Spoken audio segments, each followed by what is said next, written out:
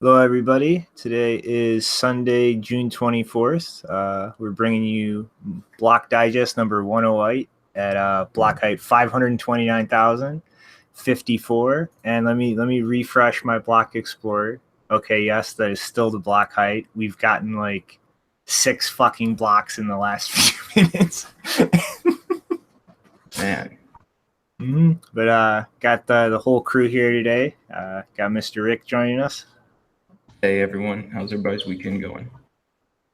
Janine got busted taking a nap because she is not a caffeine addict like the rest of us. Uh-oh.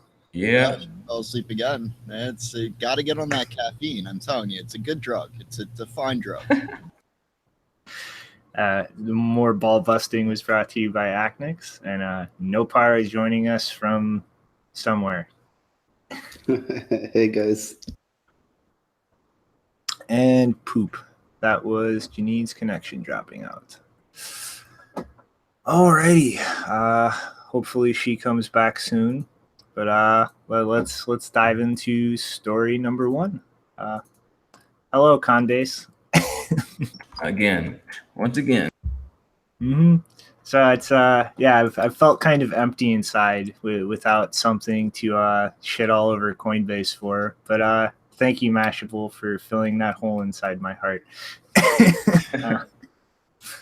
Apparently, a large number of users are submitting complaints to the SEC, and Mashable got their hands on a large number of them through a Freedom of Information Act request, and apparently they've got like 134 pages of complaints filed to the SEC through the Department of Business Oversight in California. And apparently, I know there's a lot of people on social media and Reddit and such kind of offering excuses for Coinbase during the big Boltard run-up during the end of last year, but there are still 134 pages at least worth of huge issues with people's account balances not dealt with. And just to kind of dive through a couple of these, there's quite a lot.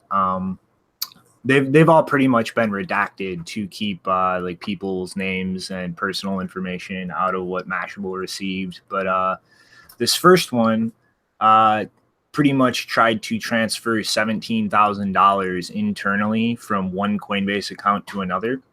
And the Coinbase account that they transferred to still has not received the funds.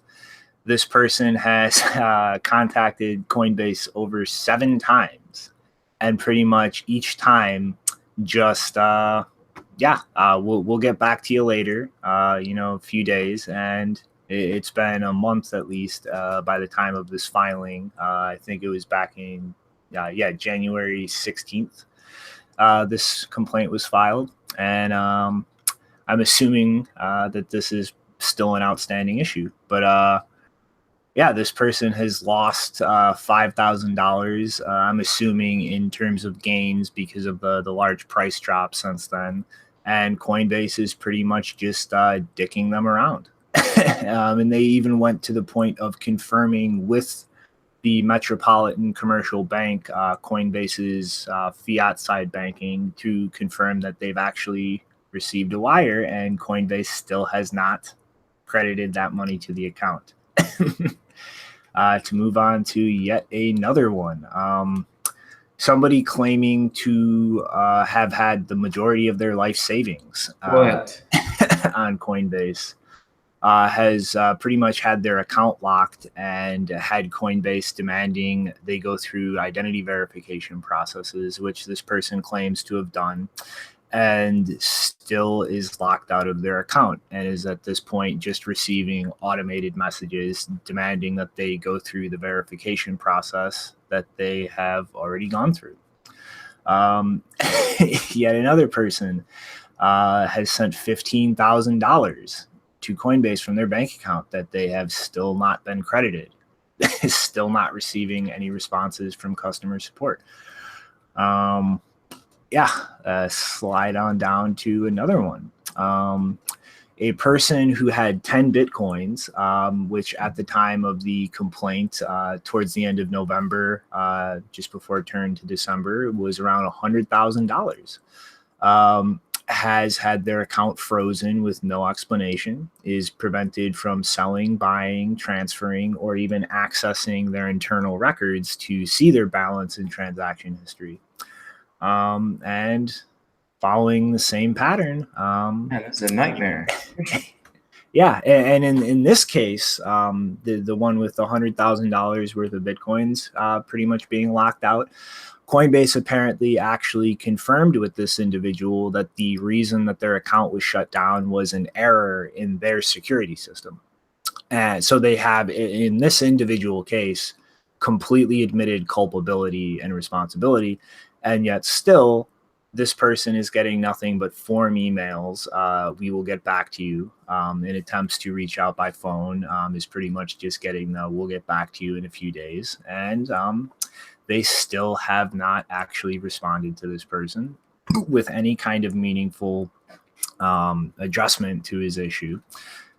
I mean, like Jesus, like this person here, there's no specific monetary amounts in this person's complaint, but they are pretty much asserting that this is being done intentionally in a fraudulent manner to pretty much have access to this money that they're closing the person off from to profit off of themselves. Here we have another individual who wired $1,000 from their Bank of America account to Coinbase. Months later, this is still not gone through or been credited to their Coinbase account, despite them reaching out to Bank of America and receiving confirmation that the wire has been sent. Let's see. Here's another person who attempted to withdraw just shy of $2,000 to their bank via wire transfer. At the time of their filing complaint in the beginning of this January, it is still not gone through. And they have additional funds sitting on Coinbase right now that they're afraid to attempt to transfer out for fear that those funds will also be locked up and made inaccessible. This is just a gigantic, ridiculous shit show. And I mean, I don't think this should be any shock to anybody out there who's actually been paying attention to this space on social media platforms such as Twitter and Reddit. I mean, it's really been a constant thing for maybe the past year in terms of a lot of volume of these complaints. But setting aside volume, I don't think I can remember a single period of time where there was not, regular complaints about these types of errors or problems with the Coinbase platform. And I mean, the thing about it though is like it's kind of changed, right? Like back then they used to actually address it, where now it's like they're taking on all this more different interests as far as lobbying and their index and making sure they're onboarding all these traditional markets and everything like that. I mean, it seems like they've kind of just given up on that whole, that side of the market where it's just like the average person trying to buy Bitcoin and move it around, and it's all back in trouble with their stuff. And I don't know. It's just maybe another thing that they're doing to try and make people confuse like the aspects of Bitcoin being the trouble, but it sounds like it's all their stuff. I mean, it's just a giant shit show. And I mean, like, I have not anywhere to this type of volume, but I have always seen complaints like this that were not addressed. Like people just having their account frozen with no explanation and posting consistently on Reddit for weeks afterwards that Coinbase is still not responding. I mean, for a long time, it pretty much became the standard strategy for people to just go to places like Reddit and start tagging the accounts of employees at Coinbase and shaming them publicly to even get a response in the first place. And I mean, at this point, I mean, like going through this, I mean, there's upwards just in the few like complaints that Mashable put in this article. And remember, there's like 130 something pages of these complaints that they received through their Freedom of Information Act request.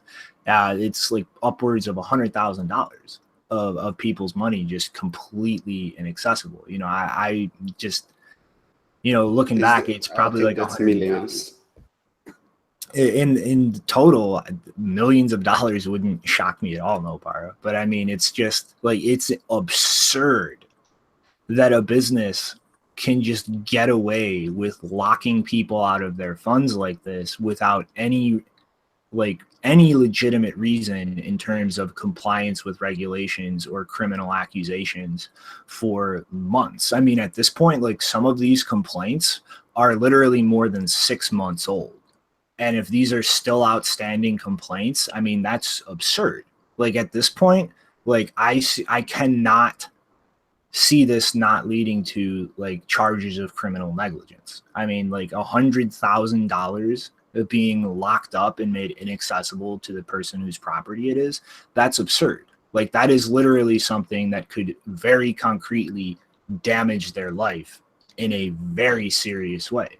I mean, like, like, imagine like $100,000, unless you are literally a multi-millionaire. I cannot see that being anything but a serious amount of somebody's like liquid assets. Like, what happens when bills come due? What happens if emergencies happen? Like, you know, medical costs, like just like maintenance with your property. Like, if you have families, maybe it's all Bitcoin Core's fault, right? Yeah, it's where it's like, I don't know, it kind of makes me worry about like people like this that are, you know, they're not exactly the small amount of people that are institutional investors, but people out there that are, you know, kind of somewhere in the ladder that has enough to invest as much in Bitcoin, and then they get these sort of problems, and then they bring it up, and, you know, maybe it's confusing to the people they're talking to where it sounds like a problem with Bitcoin, but hopefully it's just going to be seen more and more as a problem with Coinbase. I think, you know, not just all of this, you know, negligence, but also just sort of the whole process that they have as far as launching coins and what they're doing with that whole thing. And, you know, it's just a lot of dubious activity over there. I mean, you know, this is just one of those things where it's like, it is upsetting that you see this sort of activity going on and it's not really getting that much of a response from any sort of agency in the United States where they're established. And it's just like, you know, this is the broken system where it's just like you take funds and you move it around and you lobby individuals and you just pay off the right hands, and, you know, you just go for this big bucks of institution and then move it around. And, you know, you can do these sort of things that Bitcoin was meant to, you know, get around. So it's like, if you ever, I don't know. It's just like over the past year, it has been like, you know, at least Coinbase did respond to those Reddit threads, and they would put out press releases saying, well, we're hiring customer support, you know, and we're doing this to where we're trying to appeal to these guys. But it seems like they've just totally given all that up. And, you know, I mean, I'm glad that there's options out there like, you know, the Cash App, something, I mean, to where people at least can turn to that sort of thing where there isn't really these sort of problems going on. You see sort of customer service and all that up at the forefront. So, I mean, there's other options out there, but it's definitely, you know, it's just upsetting to see like this sort of stuff run rampant without any real response. And yeah, Janine's having some major public Wi-Fi issues. She's probably going to be bouncing in and out. Sorry about that. Mm-hmm. But I mean, it's like, you know, at this point, like this, like either this leads to actual like charges of criminal negligence and damages, or like this will be very illuminating in terms of regulators and law enforcement selectively deciding to go easy or not really enforce any kind of like even-handed regulation or legal enforcement against companies that are going to play ball with their interest in this space, in terms of, okay, if you'll pretty much probe your customers up the ass and collect all the personal and invasive information that we request, then you can just do things like this and pretty much criminally deprive people of access to their property with no legal reason, and we just won't do anything. And so like I think seeing how this kind of plays out in the long term is going to be very, very telling in terms of the regulatory or the relationship between companies like Coinbase and regulators and law enforcement in this country. Like if nothing comes of this, then there are some shady connections in the background and people playing favorites. Here is something to think about. Coinbase is in the space for very, very long time. I don't know, 2012, 13, very, very long time. What are the chances? Like, can you even say one company that did not get hacked from and in the space that long? You know, like you can't. What are the chances Coinbase did get hacked a couple of times and but they just didn't tell anyone. Well, I mean, like that very much, I could see that happening, but I don't see that having happened to a degree that it would actually prevent them from like being able to make accessible all customers' assets. Like, I mean, the one thing I do have to give Coinbase credit for is they put a lot of thought into their cold storage setup. And like as far as like companies that have actually very publicly like wrote about how their cold storage system is structured, Coinbase is probably the best out there. Like they have a very well set up multi-sig system and actually have that distributed amongst the high up members of the company in a way where you would not only need to gain access to them, but you would actually need to gain access to like very secure physical locations to be able to get enough keys to access cold storage. And so considering the size of the business and how profitable they are, I could see them having been hacked and kind of just not acknowledging that publicly, but I don't see that really affecting them to the point where they're unable to meet the liabilities with their customers. And like, you know, it's like the real issue here is just in my mind that they're going way overboard in terms of just like locking people out of things. Like, and I mean, if you just look at like the history of bugs and just problems with their backend system, I mean, I cannot count the number of times that their system is bugged out in terms of interacting with their node. And I've seen deposits like have literally 100,000 plus confirmations. Like it's like literally like their node is time traveling. And so like they do not have a history of actually doing a good job in terms of developing their system. And so with like the tendency to be overly aggressive in terms of applying, you know, AML KYC regulations, and just the fact that like it seems like every time they try to deploy a new system, they fuck things up.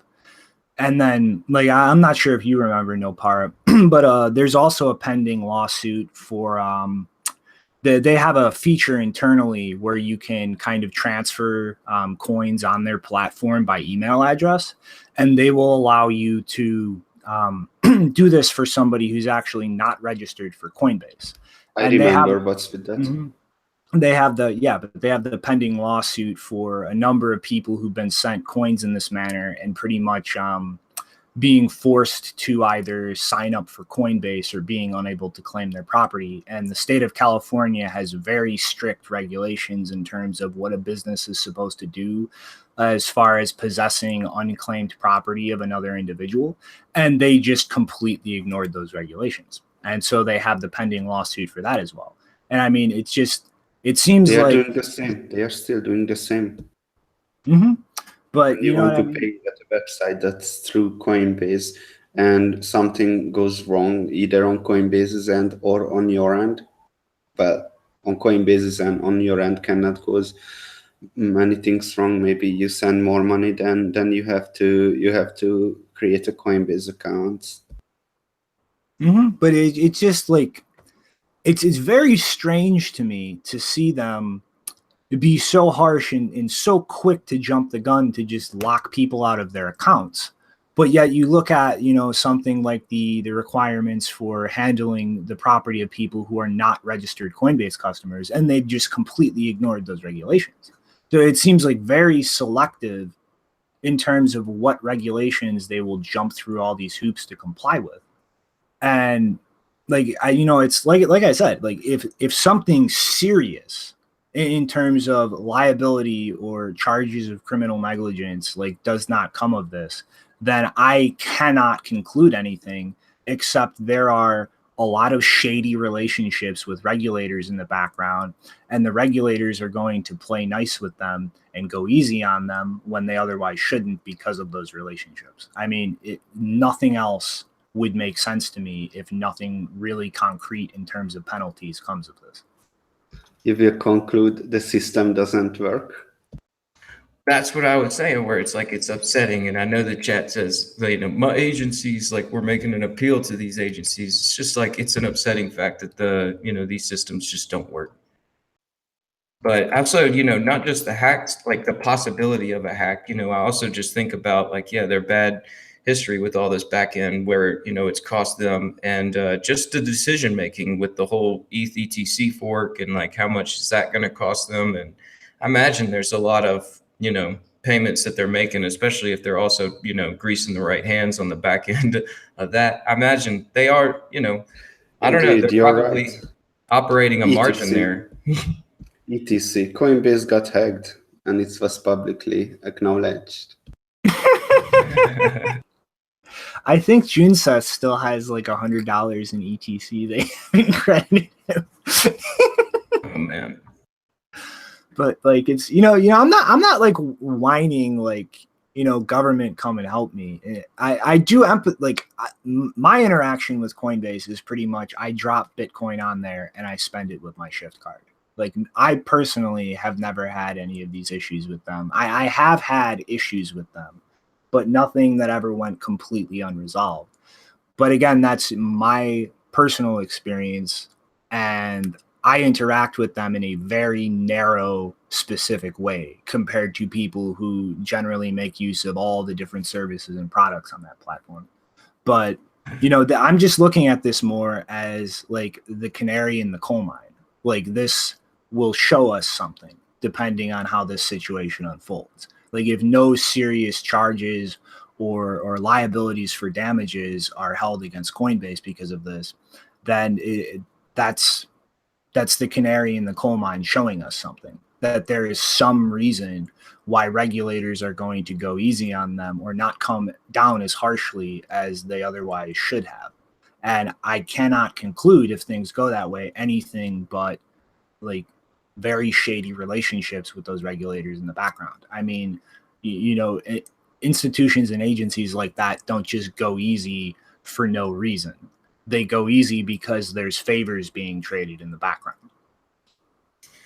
Yeah, I mean, like, kind of worried about that with that whole SEC statement from that guy. But I don't know. It's nothing really new around here, but it is just like I don't know. It's just sort of disappointing to see it just so pervasive, even throughout every little industry. I mean, really, in crypto, it's just because there's so much wealth being generated and so much wealth being moved around to where, it's it's keeping powerful brokers powerful. And right now they've been doing things the wrong way for a long time. So, the more quickly we could see these systems kind of bite back and hurt those guys, then, the quicker we could maybe see, a legitimate system come into place. Mm-hmm. But, it's just like, we're going to have to wait and see how this unfolds. But I mean, like, Coinbase has a lot of like shit to deal with. They still have that pending lawsuit for holding non-customers' property in violation of California regulations. Much weaker chance of actually going anywhere, but they still have that class action lawsuit as far as the Bcash launch and the obvious manipulation that was entwined with that. And now they have all of these SEC complaints for people being locked out of their accounts. I mean, Coinbase is rolling in money and looked at as a giant in this space, but like, they're really just racking up like very serious legal complaints that I like, at least from my perception, always just seem to get brushed under the rug. It's like, something is announced, everybody talks about it for a week, and then it just kind of drifts out of like the public consciousness after that. But like these are very serious things in terms of shit they've been fucking up or responsibilities they've not been handling properly. And like, it might have disappeared from the weekly news cycle, but like these things are still unfolding. Yeah, I mean, one day it's going to be a big fire, and then hopefully it'll just be over. But I imagine a lot of people might get hurt in that. Mm-hmm. All right, so I guess I'm going to slide along into the next topic. All right. DPW Holdings is apparently launching a new 10 nanometer miner called the Anteater. And I do want to explicitly say here, this is absolutely in no way an endorsement to actually buy this product. So like if you are going to investigate this along those lines, do your research, do your due diligence. Like, do not take anything I'm saying here as advice to actually buy this device. But these are actually using the chipset developed by Samsung, and so I'm kind of speculating here, but I'm wondering if this might kind of be the first instance we're seeing of the open source chips designed by How Long actually being, produced by another company, or if potentially Samsung has access to that and is kind of starting to look into developing relationships with other companies as far as actually selling an end user product and simply tapering out the chips in bulk themselves. Because, Samsung is one of the few companies out there that actually has its own chip foundries. And they have a long history of kind of developing chipsets or processors for specific things, and then kind of engaging in relationships with, end user product companies and kind of just selling them in bulk to get put into other companies' products.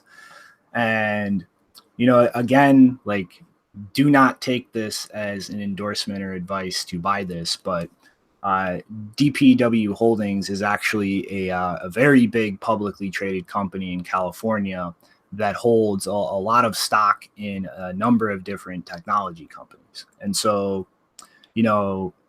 while at the same time, I'm not advising you to run out and buy this, like this is not some random company that just popped up out of the ether and started going, we're going to sell Bitcoin miners now. Like this is like the super miner company that's actually going to be selling these is held and invested in by an actual like very big publicly traded company.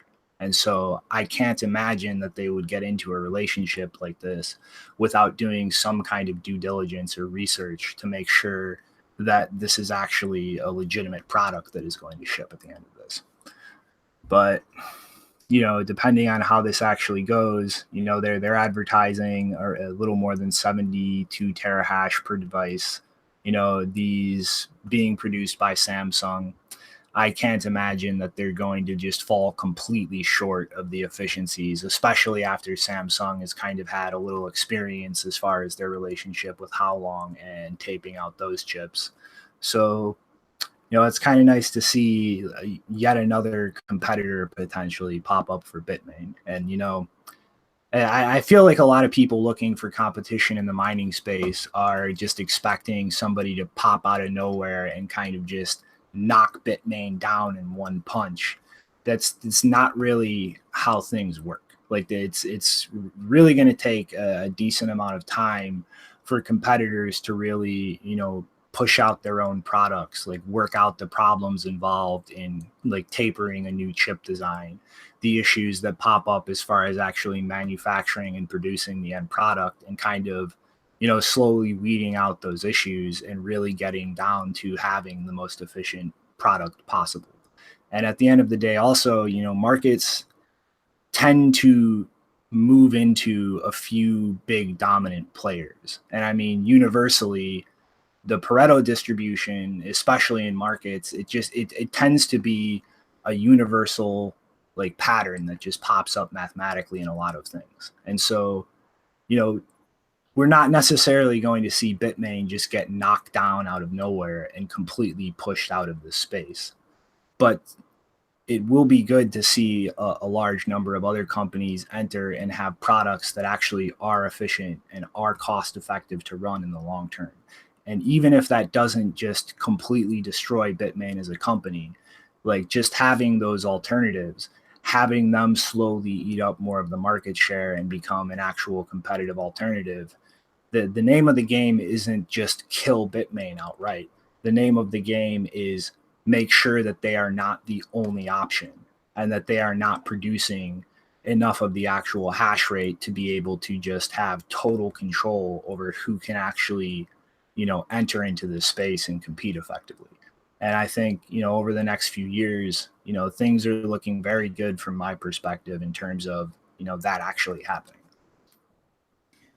Yeah, like you're saying, I mean, it's not going to knock them out overnight, but, you know, you see these guys that are coming in the space like this company and GMO, you know, doing their due diligence and, you know, just heavy in the entire tech sector, you know, from all these different areas to, you know, where they know what they're getting involved in. And, you know, you could see these hash rates going up and, you know, yeah, like they've got how long open source chip to work with. And, you know, we're going to see reduced nanometer size chips over time. And yeah, I mean, the long run game, it looks a lot better, but it's certainly something where, you know, yeah, the efficiencies will be found and the technology will keep advancing. And, you know, it's Bitmain's had control over that part of the network for a while as far as being like the without really much competition. So, you know, it's just great to see the competition coming in, being so well versed in the area and knowing what they're getting into.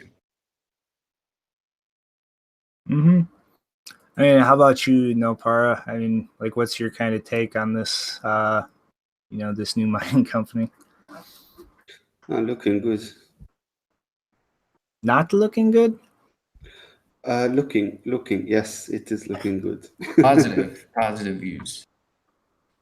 Yeah, you know, I talked about in previous shows that how many things are happening in mining space I did not expect it. I was at one point even supporting proof of work change and things like that, but you guys were right. I was worrying for nothing. Mm-hmm.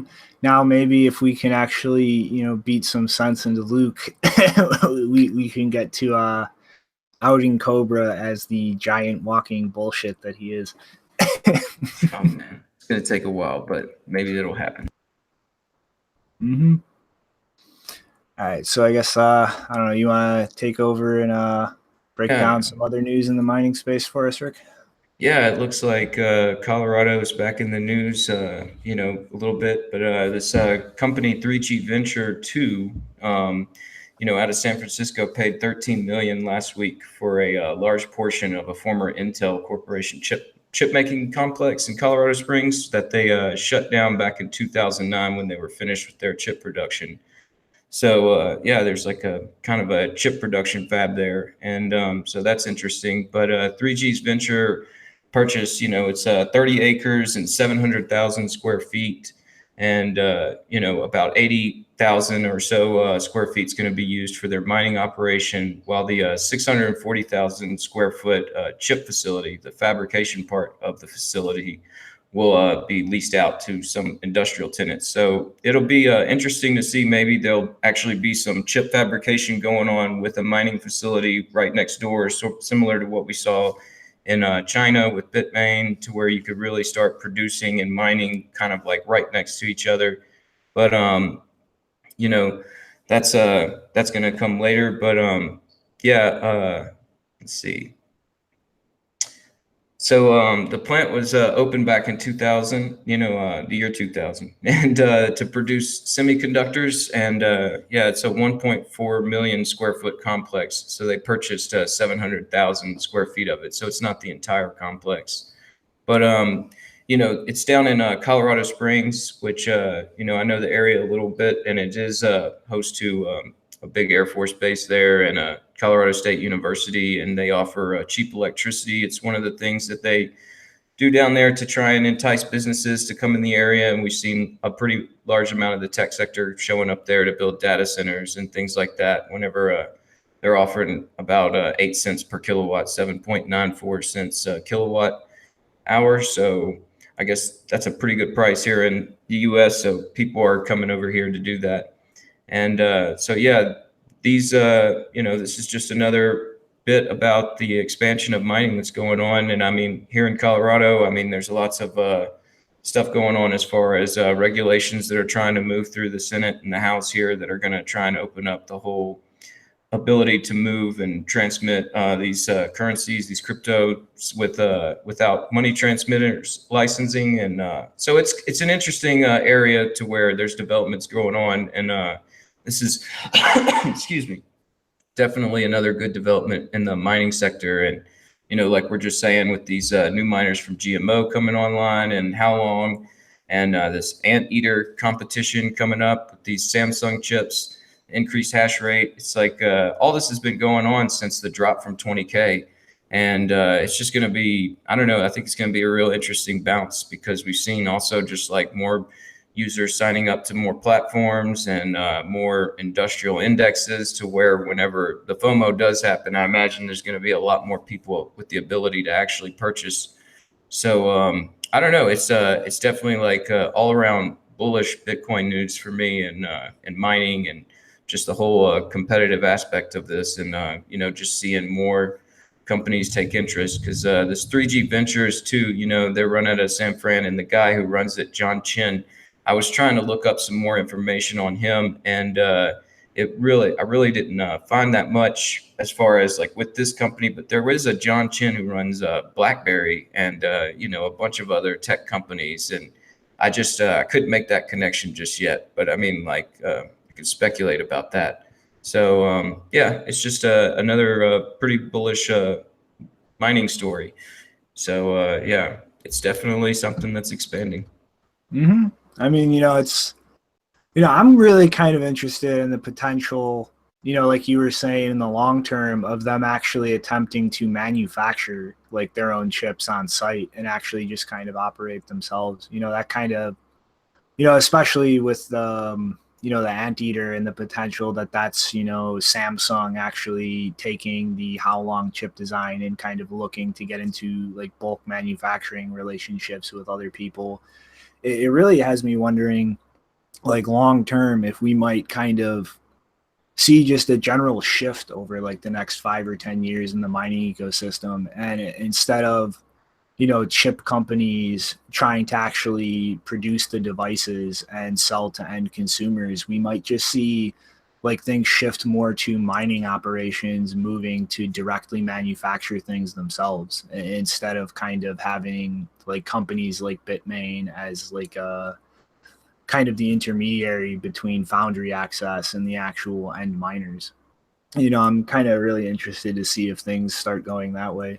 And then like also like the electric prices, being around like, 7 cents a kilowatt hour, especially like with the next story, when you get into that, it's got me wondering like how many large mining operations might start moving to places with a little higher like electricity prices than they could get in places like Washington. I think it's only like 2 or 3 cents a kilowatt hour, kind of just in anticipation of like regulatory action from the local governments trying to kind of, tamper down like the deals that miners are getting, or coming up with like other pricing schemes to kind of cut them out of having access that cheap. And, whether they might start moving to places that really aren't the cheapest places, but still like potentially competitive in the long term, just so that they don't have to deal with like moving somewhere and then having, those prices kind of changed out from under them due to like public backlash and how the government reacts to that. Yeah, definitely. Like, the whole, regulatory framework as far as what's building out here in Colorado. And, Scott from the chat's mentioning, Wyoming. And I don't know much about Utah's, blockchain and Bitcoin and how exactly they're setting up their legislation. But I know Wyoming's taking a big leap in all that. And Colorado's trying to follow suit with similar lobbyists that are working here in Colorado, and it would be interesting to see like whether or not the miners would choose that little bit of extra price increase over basically like a robust regulatory framework that's going to keep that price in point. And yet, like you're saying, the fabrication facility right next to the mining operation is definitely an interesting aspect. But also, just forgot to mention that in this purchase, the facility also came with a substation and 2 separate power connections. So it's already got like a good, well-built electric system there to where they're not really going to worry about shutting down their system. Like I was saying, there's a military base and a big university there, and I imagine this cost per kilowatt hour, should be able to maintain that, especially if they get all the legislation in place. Because like you were mentioning, this next story, I guess maybe just go right into it. The legislation framework in Quebec wasn't exactly so shored up to where they were, good to go with all that. And so this is something we've been seeing that's kind of a trend where it's like, but let's just get into this part. Okay, so back in March, in Quebec, we saw like a ban on all crypto mining in the area just while they figured out what was a fair price for energy consumption. And the ban was lifted on May 30th. So now Quebec is raising the price of electricity for commercial use to 15 cents per kilowatt hour, which is 3 times more than the initial cost. And, this is only affecting miners that are not already set up and running. So mining operations that are already established won't be affected. I imagine it's like a contract that they have set up. And, they're not going to change that. It's just they're worried about, it looks like this is all sort of a backlash to the amount of applications that they've had and the continued growth in the area, to where they're worried that it's going to basically just drive up the cost of electricity for everyone in the area. So they're slowing everything down. And I guess this large price point per kilowatt hour, based on what it was, is just to sort of like stop the application process and sort of halt people in their tracks whenever people are thinking about setting up mining operations there, because I guess it's just been a large volume over there. And I mean, we know we've seen a lot of new miners come on over there since the China ban. And it's just something that is kind of one little worry in all this, is because we've seen something similar in Washington. They put a moratorium on mining because of risk to public health and rogue mining operations, and also just driving up the cost of electricity for residents of the area.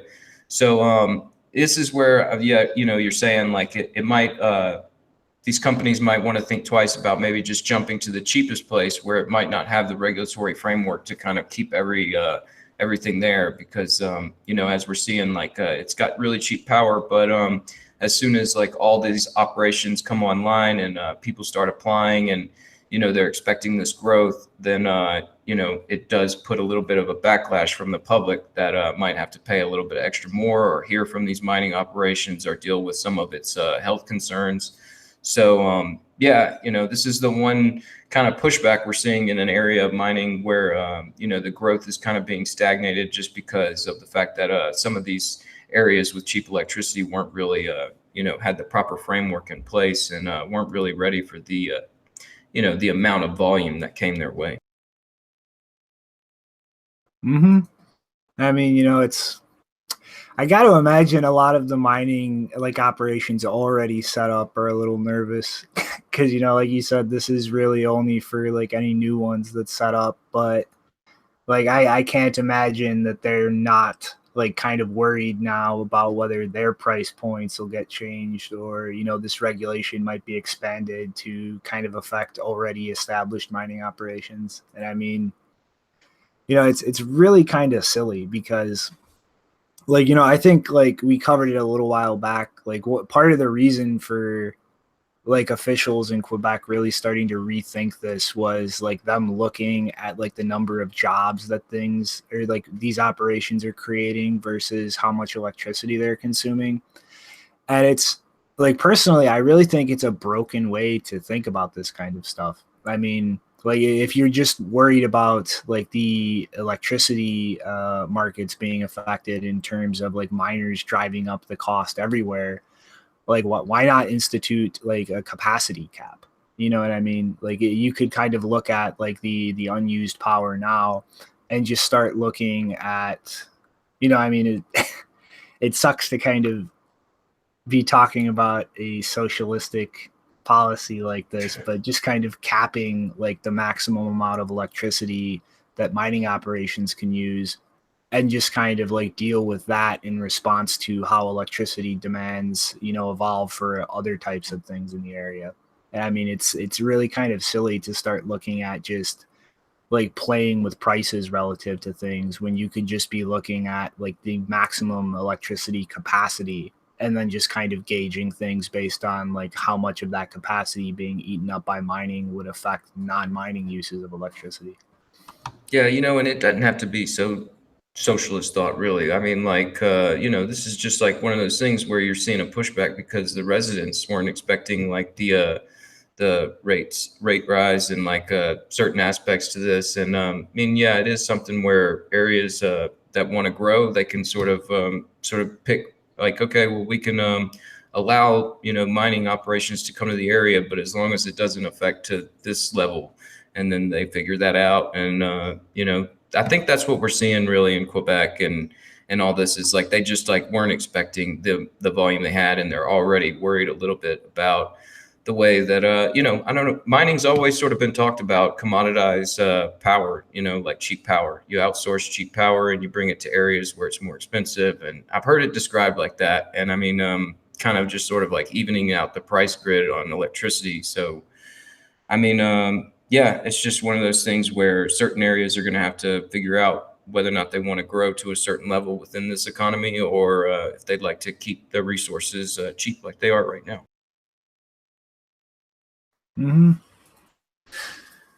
Oh man, I mean, it's just gonna have to wait and see. I mean, it really sucks because it's like every time something good happens in this space, there's always that like temper the FOMO happiness there. But I mean, like you've already got like people out there like sitting there saying like Bitcoiners need to start like crowdfunding or looking to invest in like their own power production period to not have to kind of deal with big utility companies like this in terms of where they're getting their electricity from. But I mean, like to really like ramp that up, I mean, like if you're going to look for a more traditional power source like coal or like natural gas, like there's like you're not doing that cheap, and there's going to be an unbelievable amount of red tape in that. And then like if you want to look at like more renewable sources, I mean, I'm still not really convinced that solar power is going to be a viable option in terms of larger scale mining operations. And then with hydroelectric power,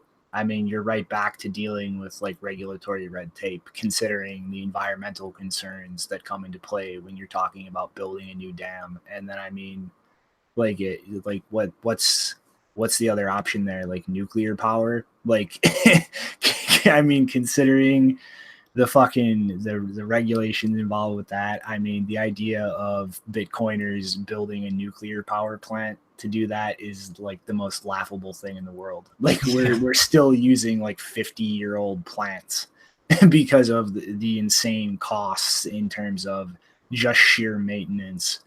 And then like look at the regulatory oversight involved in dealing with like nuclear power sources. I mean, like that's just straight up not fucking happening until you get a government somewhere that just decides to go hands off. Like we'll like do all the Bitcoin shit you want. And I don't see that happening anytime soon.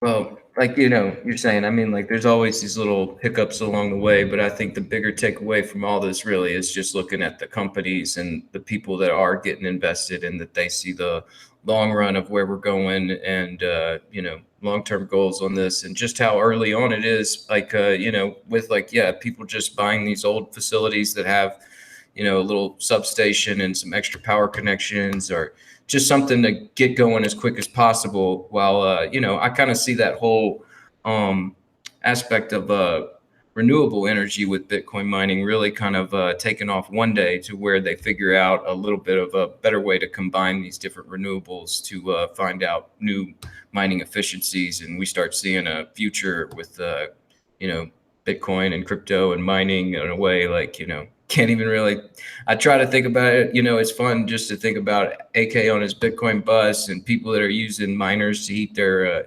areas and just different little aspects where, this early on, we're seeing, people try to find other use cases. I think we did a story a little while back where they were using some of their mining to feed plants in a certain country. So yeah, there's different things that are coming on where I think we'll start to see a lot of different things come on with mining later.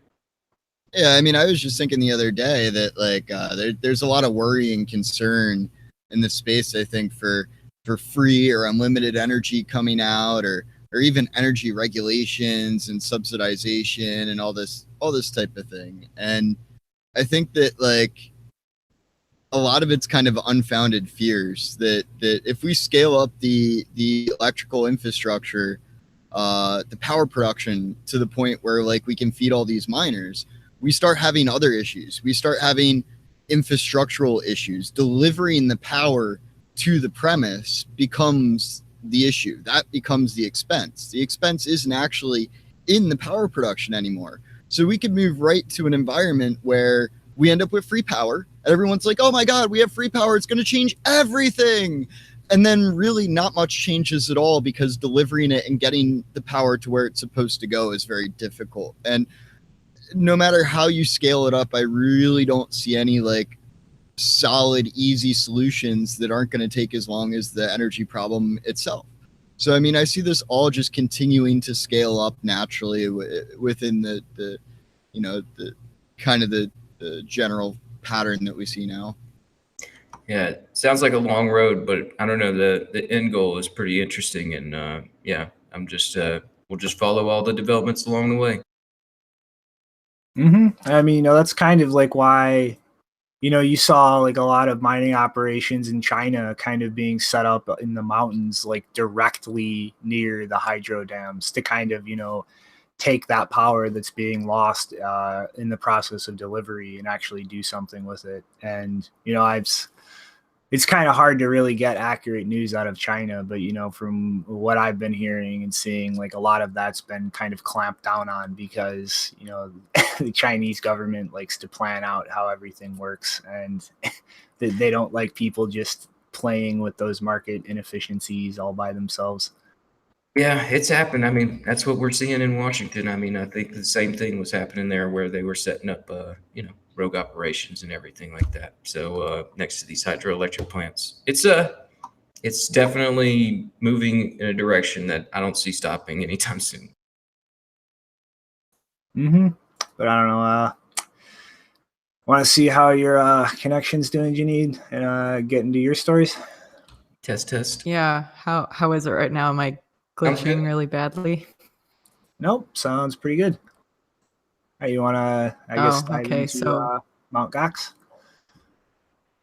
Yeah, so the story of Mount Gox continues because a few days ago there was an announcement from I think his name is pronounced Kubaaki Kobayashi. Oh my God, I am really bad with these names. He was appointed as the new civil rehabilitation trustee by administrative order from the Tokyo District Court. For anyone who doesn't know, a civil rehabilitation trustee is responsible for implementing a civil rehabilitation proceeding plan, like the administrative and disposition of assets, and also the investigation of claims, and the submission of the proposed civil rehabilitation plan and the implementation of the plan. So they kind of repeated that. So they, just to give a brief description of what the announcement is, basically he said that some creditors of Mount Gox filed a petition for commencement of civil rehabilitation proceedings against Mount Gox with the Tokyo District Court on November 24th, 2017. And the commencement of the civil rehabilitation proceedings have now begun. So as a result, the previous ongoing bankruptcy proceedings that Mt. Gox was going through have been stayed, which means they've basically been put on hold for now. For anyone who is not sure what the difference is between bankruptcy proceedings and civil rehabilitation proceedings, they provide some information about that in the FAQ. The main differences, the key differences are that in bankruptcy and authority state is exclusively vested in a bankruptcy trustee, whereas in a civil rehabilitation proceeding, in principle, the civil rehabilitation debtor retains the power and authority to administer and dispose of its assets. So I assume in non-legalese language that means that the assets are not being seized in order to attempt to make creditors whole.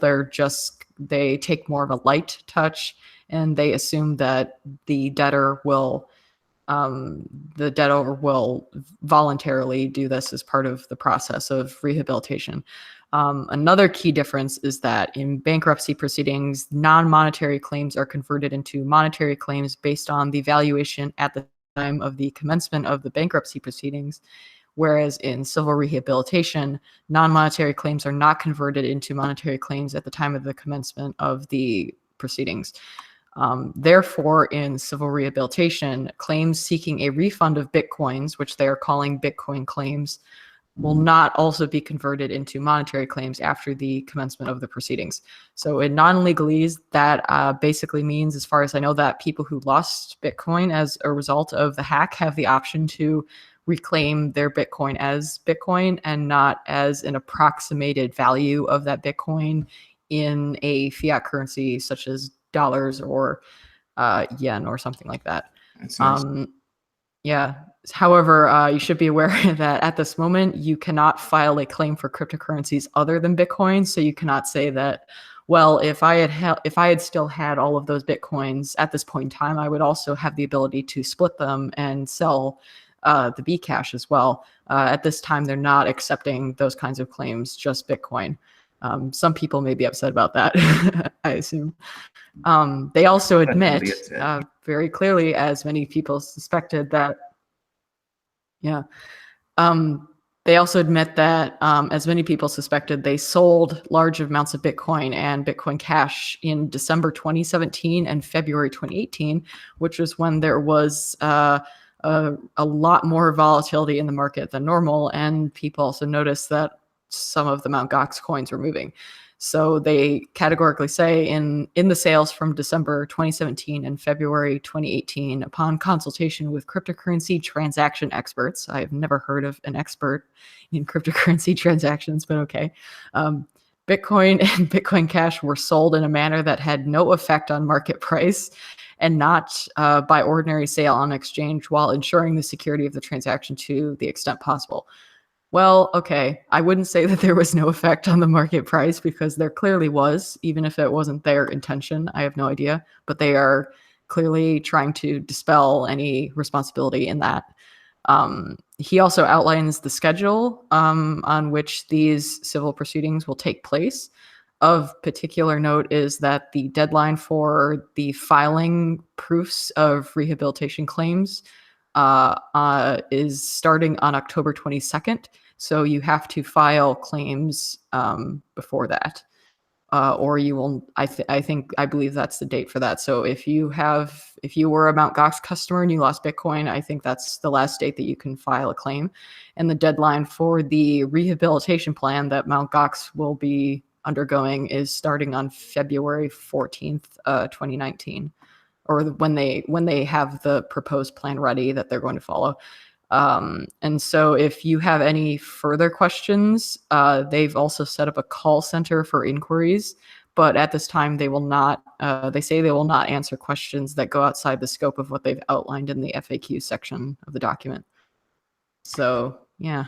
Interesting. I mean, like, I'm thinking about how they were supposed to be paying out individuals in the cost of Bitcoin whenever Gox went down, and people were real upset. So the aspect of getting your funds back in Bitcoin, I'm sure, is a good thing. But it is interesting to see. Just like, I guess they got to come up with a plan to when they're going to move these coins and how they're going to sell them. Because you're right. I mean, like when those coins were moving, it was news, and the market did make a move. I think that was when it dropped below 10, or it was around there. And I mean, I don't know. That's pretty an interesting thing where I don't know. Can you see like whether or not they split the coins and then they sold off the Bcash and or I don't know. Well, I mean, didn't they actually trace those coins to exchange deposits, and then Jesse Powell, CEO of Kraken, actually made a public statement in response to that they had advised to dump over the counter and actually That's right. facilitate that themselves, and they were kind of curious why their advice was being ignored.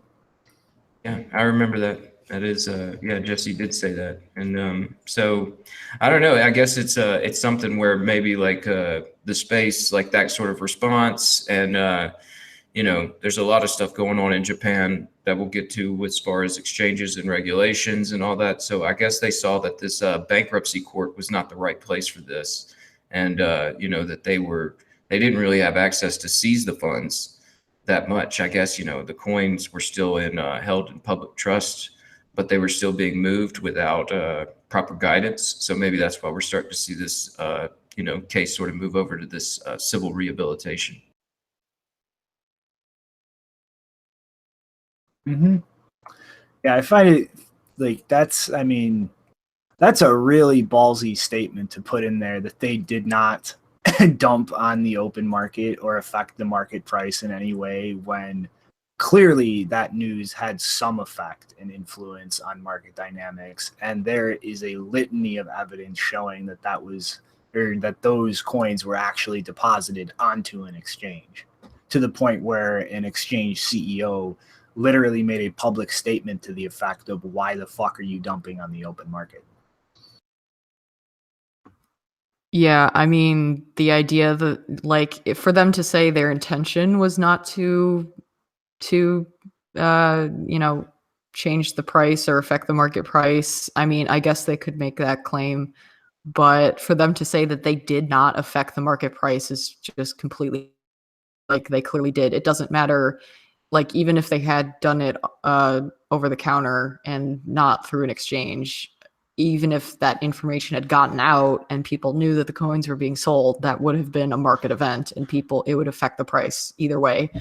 But because obviously they did it on exchange, like, I'm sorry, when you sell that amount of volume of coins, that is going to affect the market price. That is how a market works. The price is based on how much selling there is and how much buying there is, and what the sentiment is. And the sentiment was like bringing back all of this fear over the past several years about what was going to happen with Mt. Gox. And with that volume of coins, like, there's no way that was not going to affect the market price of Bitcoin. That's just not how markets work.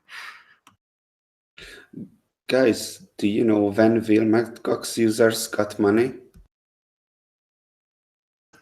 I'm not sure. I haven't really followed that too closely. I mean, you know, at the time I had pretty much just gotten into the space, and I was using local Bitcoins at the time. So I honestly haven't really been following this too closely. No. I mean, when will they get the money? Because it's not unreasonable to assume that the price will go up. When they get the money, they will buy it back, or at least a big percentage of them are going to buy Bitcoin back.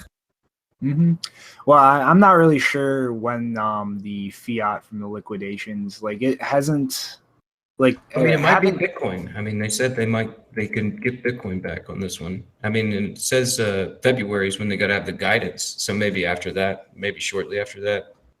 Well, I mean, anything from this, yeah, but they've already liquidated a large amount of Bitcoin. Like, Jeanine, do you know, like, if they've actually started going through the process of giving users back fiat from the liquidations yet?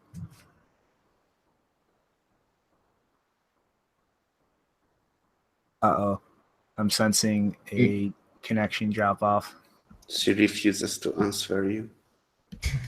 I know that they released that statement where they said they were going to give people a certain dollar figure, a fiat amount, but I don't know if they actually issued that. But definitely with the coins being moved, I imagine they had the ability to, or they were trying to gain the ability to do that. Yeah, but I don't know. I'm not really sure. No part. I don't want to go shooting out an answer out of my ass.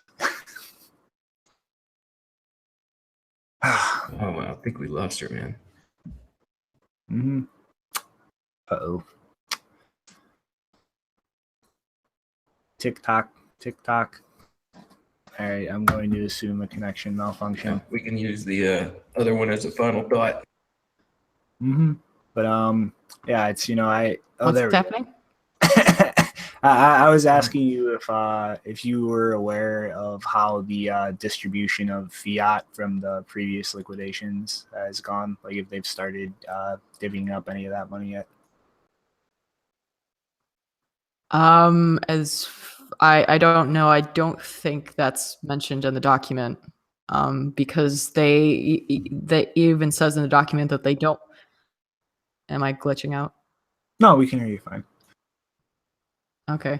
I think the only thing I remember about that, they said specifically in the document that they're not even accepting claims at this moment. They're going to make another announcement when they're going to start accepting claims, and then the deadline is October 22nd. So I don't think they have started that. Okay. Not anytime soon, it seems.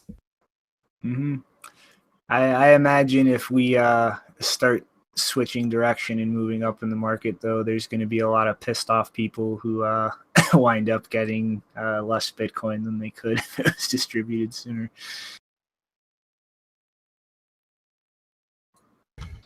It'll be interesting to follow. I guess we'll see how it plays out, but I guess it'll be closer to the 2020 happening. So who knows where we'll be price-wise.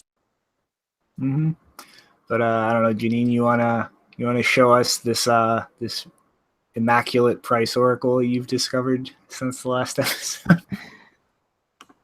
Yeah. I mean, guys, why are we aiming our sights on the moon when we can go up to Uranus? Much better, much farther, much loftier goal, I think, than going to the moon. So there's apparently this he's described as a Chicago-based investor who says he has invested over $11,000 in, quote, cryptocurrencies. He doesn't say which ones. I'm assuming at least one of them is Bitcoin because he's making price predictions about Bitcoin. But he basically has said that he invested in cryptocurrencies because astrologers told me to.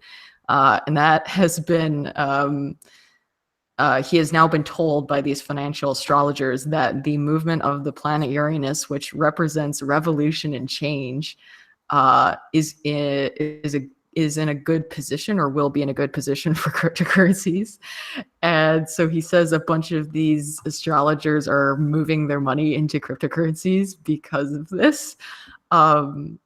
There's a really hilarious description in middle part of the article where he says he started to buy into astrology during the 2008 financial crisis, when many horoscopes he read seemed to predict financial and social shifts.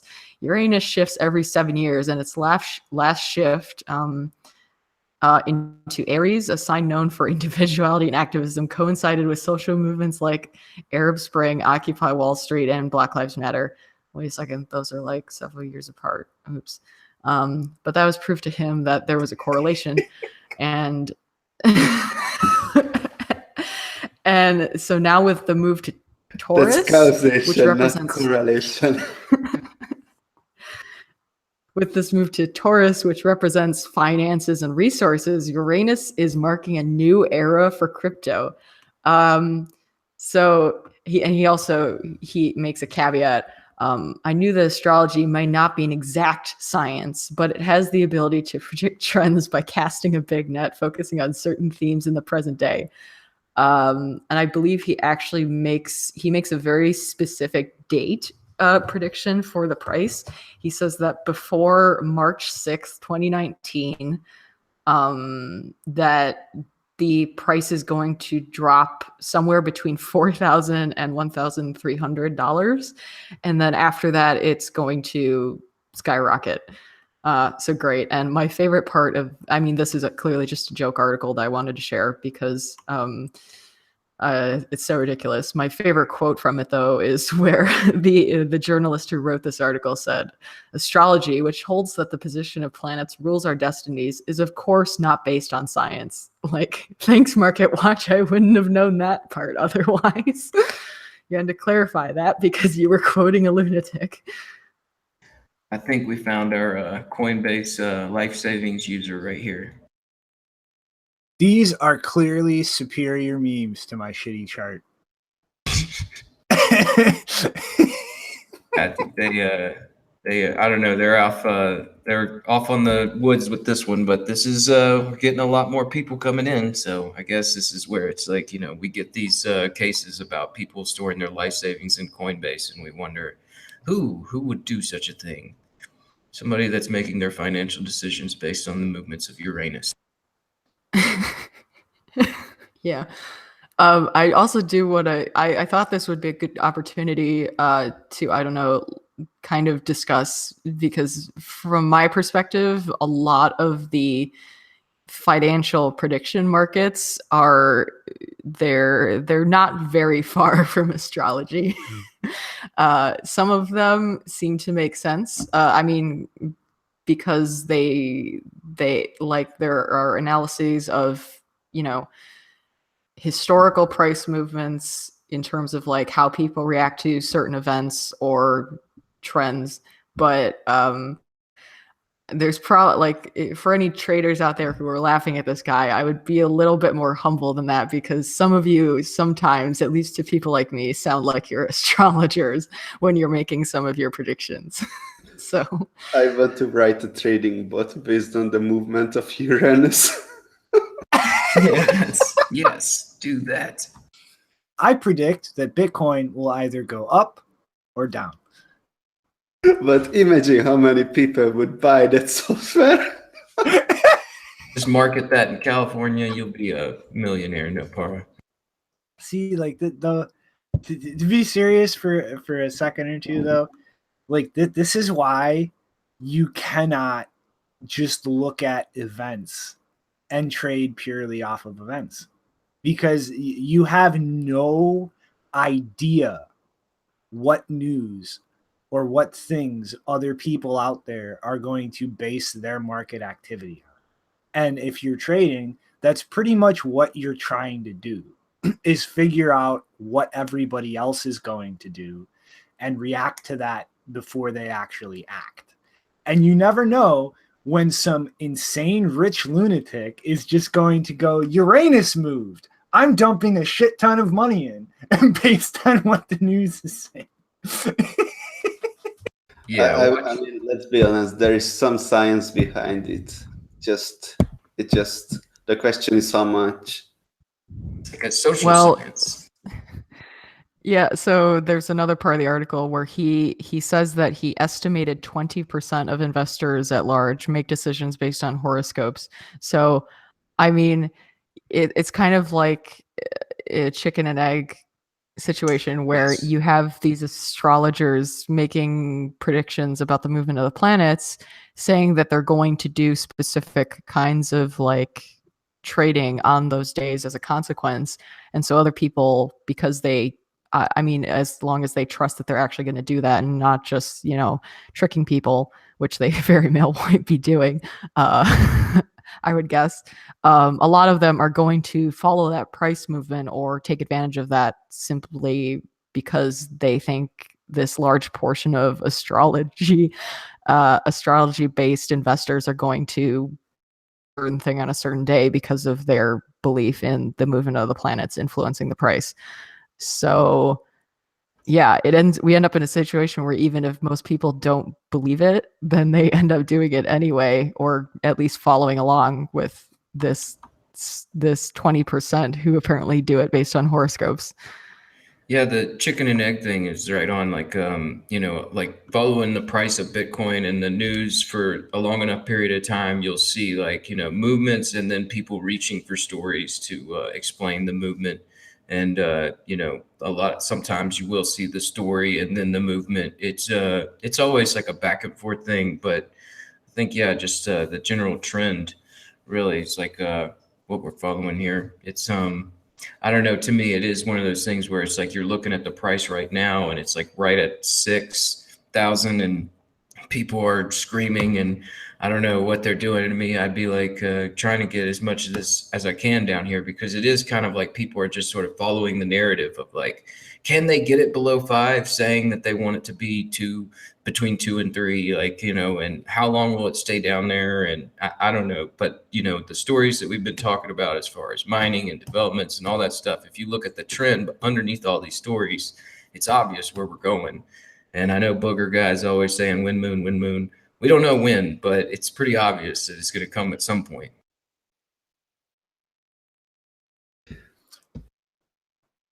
Market memes, everybody. Yeah. I don't know though. Anybody else? Anything else to say before we slide along? Just that eventually we'll stop seeing this sort of market manipulation. I mean, eventually. Block Digest is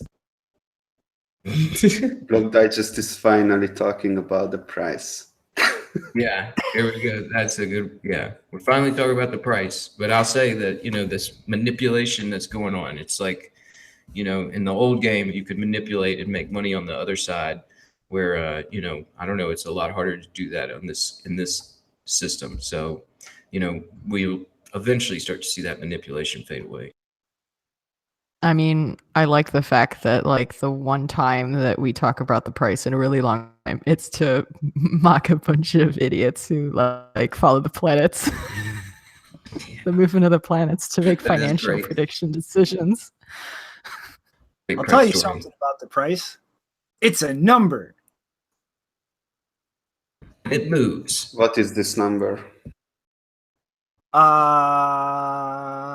Currently 42. 6,140. Nope. Okay, I was about to say 61.45. Now it's 61.80. It changed. You're right, Rick. It does change. Sorry, It's guys. I constant. missed it. Are we in an up moon cycle or a down moon cycle? I just need to know. I got to make some trades. That's a good question. We don't talk about these things here, Acmix.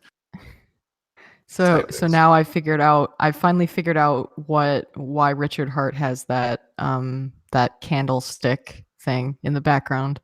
It's like some kind of holy object for trading. It's like the candles. Yeah, but that's I'll evenly arrange. But you know, oh my god. Okay, I'm just gonna say it. Richard Hart is a moron. He went in 6 months from nobody should trade to, hey guys, here's my BitMEX referral link. And I don't know. That Bitcoin hex is that's a mind bender. I showed him a chart the other day of like the long-term log trend line that is literally a trend line that has not been broken in almost 10 years. Like that is literally the trend Bitcoin has been following since it was first created. And he said my chart sucked. That's right. I saw that one. Oh man. Yeah. It's I don't know. Fun to see him comment every now and again. Richard, let me take this opportunity to say you're He cut out. you and cut you off. He wouldn't let you say it. Richard is paying. What happened? I got cut off. All right, now you can say it. Let's see. Okay, so I just said I want to take this opportunity to say, Richard Hart, you're fired. Oh, it's got to sting a little, man. All right. That's over the line, guys. That's Sorry. over the line. Funny guy. YouTube demonetizes the videos. Yeah, this is Mac's friend. You know, this guy's a character. All right. Let's all right. We all done with the memeing. Time to slide into the last chunk of stories. Yeah, let's go to the stories. All right. So this is a real quick one. The House of Representatives Ethics Committee has decided that any House representative that has at least $1,000 invested in cryptocurrencies must publicly declare their investment because of conflict of interest reasons. And so far, they were unable to get a response from a representative of the Senate Ethics Committee, but I honestly wouldn't be too shocked if the Senate winds up taking a similar stance.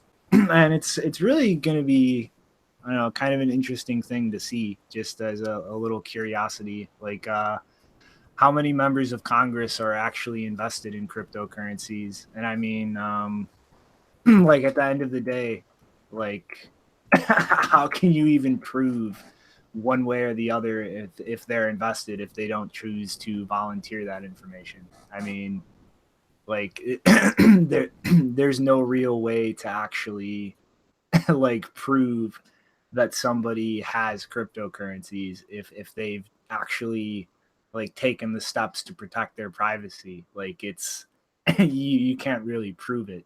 I mean, how do you prove that somebody's in possession of a private key?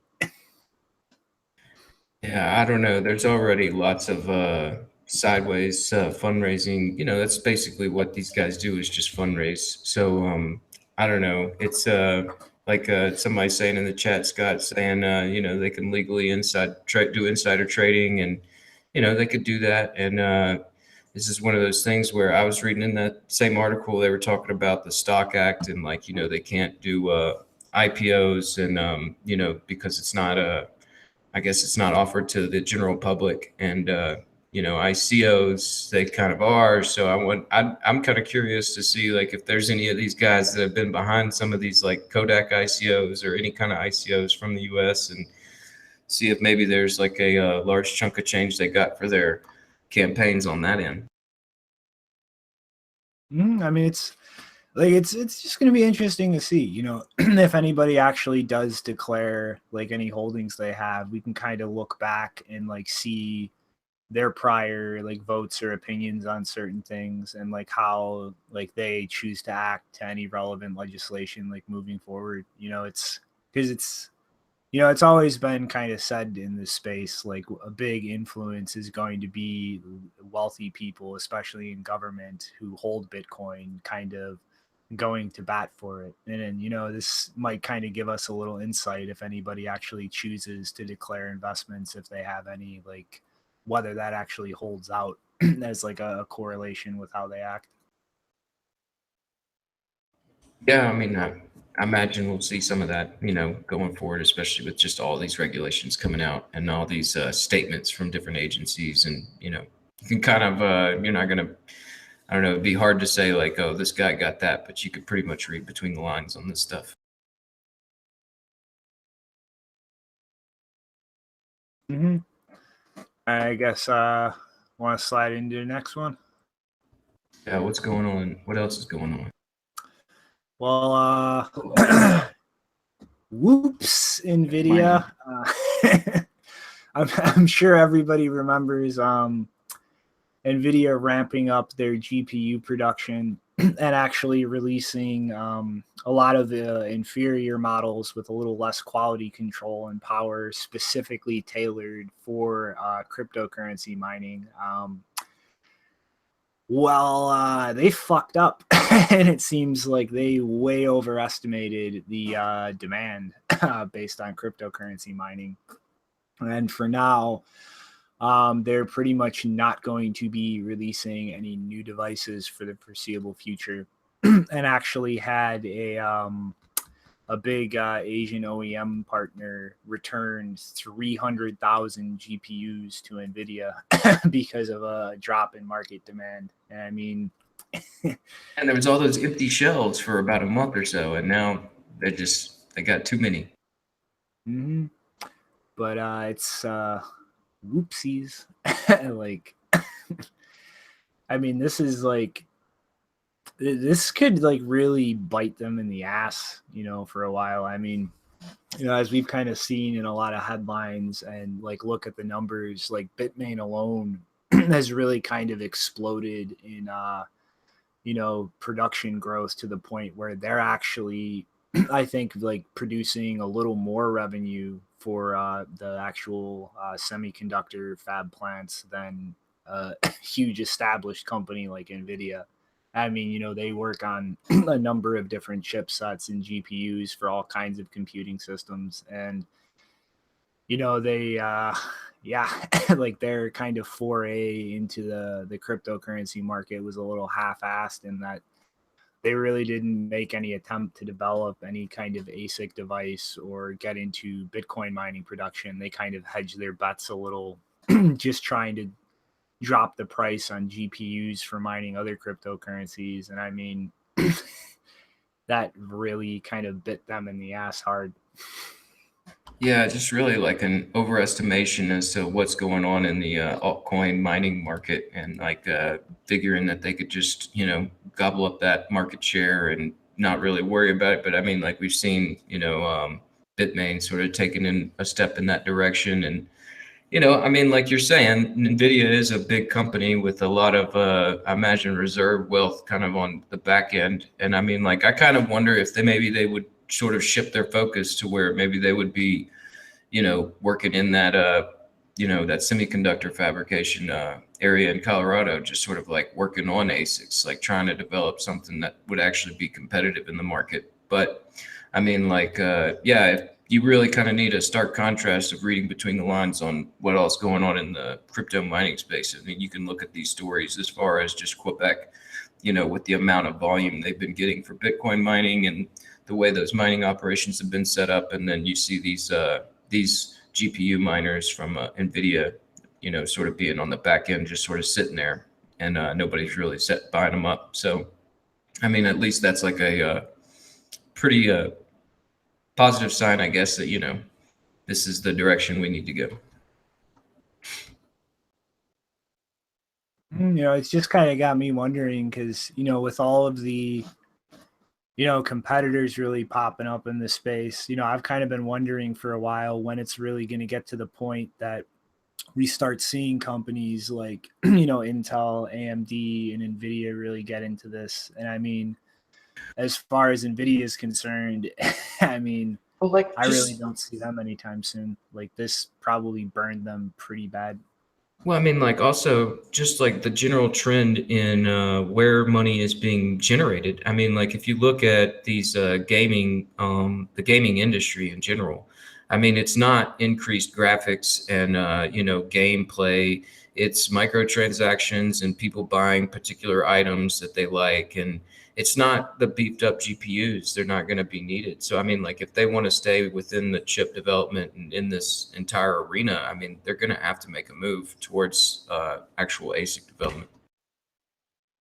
Mm-hmm. And I mean, I know because like one of the things, I know that they do some development as far as like chipsets for like deep learning applications, and Bitmain's like really ramping up to try to compete with them there. And I'm kind of interested in the long term to see how that plays out, if this really kind of spooks the Nvidia board a little bit, and depending on like how much capital they lose, like sinking all of this money into these cards they can't sell, like how this could maybe potentially bleed over into other parts of the business. Yeah, I don't know how much that's. I mean, like I'm interested in the development and the competition and the development of that. The AI, but I mean, like that seems like a winner take all thing. Like whoever figures that out, they run with it. But I mean, this would actually be like at least a solid. You can see the income coming on your books. I guess there's contracts out with the government to develop that, so I guess there's income on the books with that as well. Mm-hmm. I mean, we'll have to see, but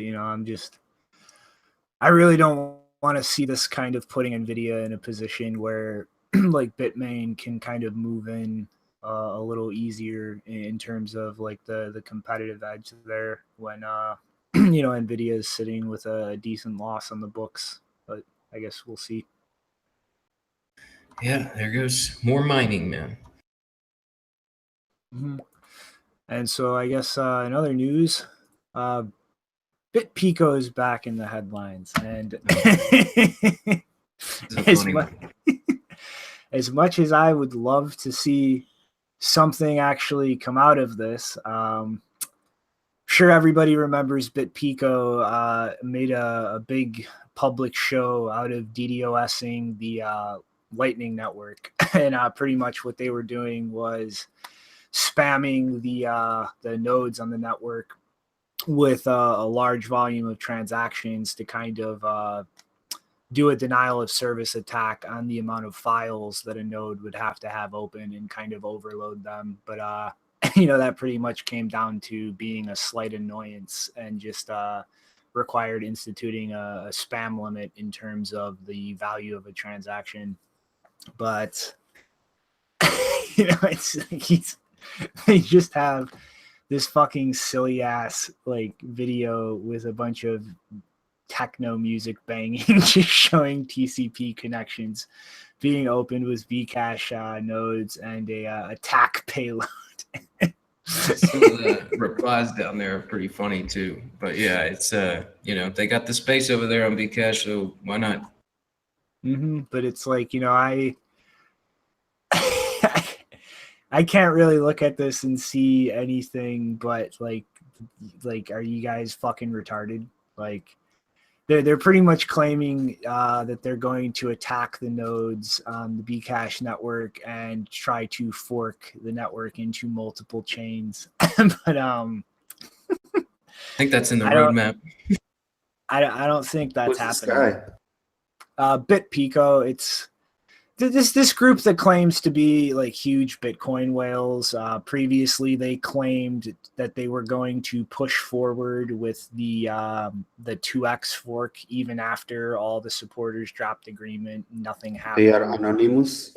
Then they claimed that they were going to crash the Lightning Network, but like I said, that was really just a slight annoyance that was kind of easily fixed and didn't really affect anything. And now they're claiming they're going to bring Bitcoin Cash down. Like, it's like I said, as much as I would love to see that network just get fucking eviscerated, like this is a fucking joke. I mean, like anything that would actually split the network into like multiple forks, like you need hash rate for. And I've seen like no indication whatsoever that these guys have any hash rate. Like they're just talking about spinning up Sybil nodes pretty much.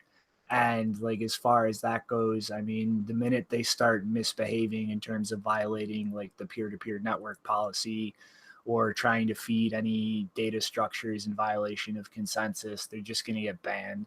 So I mean, well, you don't really need hash rate for that. You can attack nodes and make the network into two. It's not impossible. Huh? I mean, I don't know how many Bitcoin BCH nodes there are, but I think it's possible.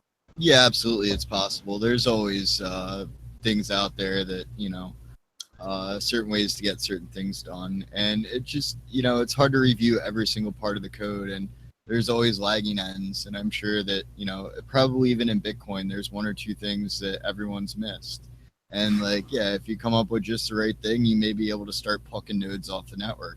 Just don't expect on Bitcoin proper, like the real Bitcoin, that you're actually going to knock all the nodes off before everyone notices, because that's just ridiculous. Well, I mean, Cash though, maybe it's gonna have no effect though. I mean, like this, like pretty much like if you're right, no par, it's nothing but just a DDoS attack. And I mean, in the long term, what's that going to do? It's going to knock some subsection of the network offline. They're going to take whatever preventative measures they have to, and then the network will converge again. I mean, if miners actually start getting DDoS, they're not going to sit on their hands and just like do nothing. That tweet happened 2 days ago. If it had any effect, then it should already have results for now. So did you look into that? I believe you don't. I haven't seen anything actually come of this. And I mean, if aside from like a DDoS attack, like all I can really think of they could do is try to craft an attack block that would have like an exponential increase in the time to verify it. But then like you need hash rate to actually do that.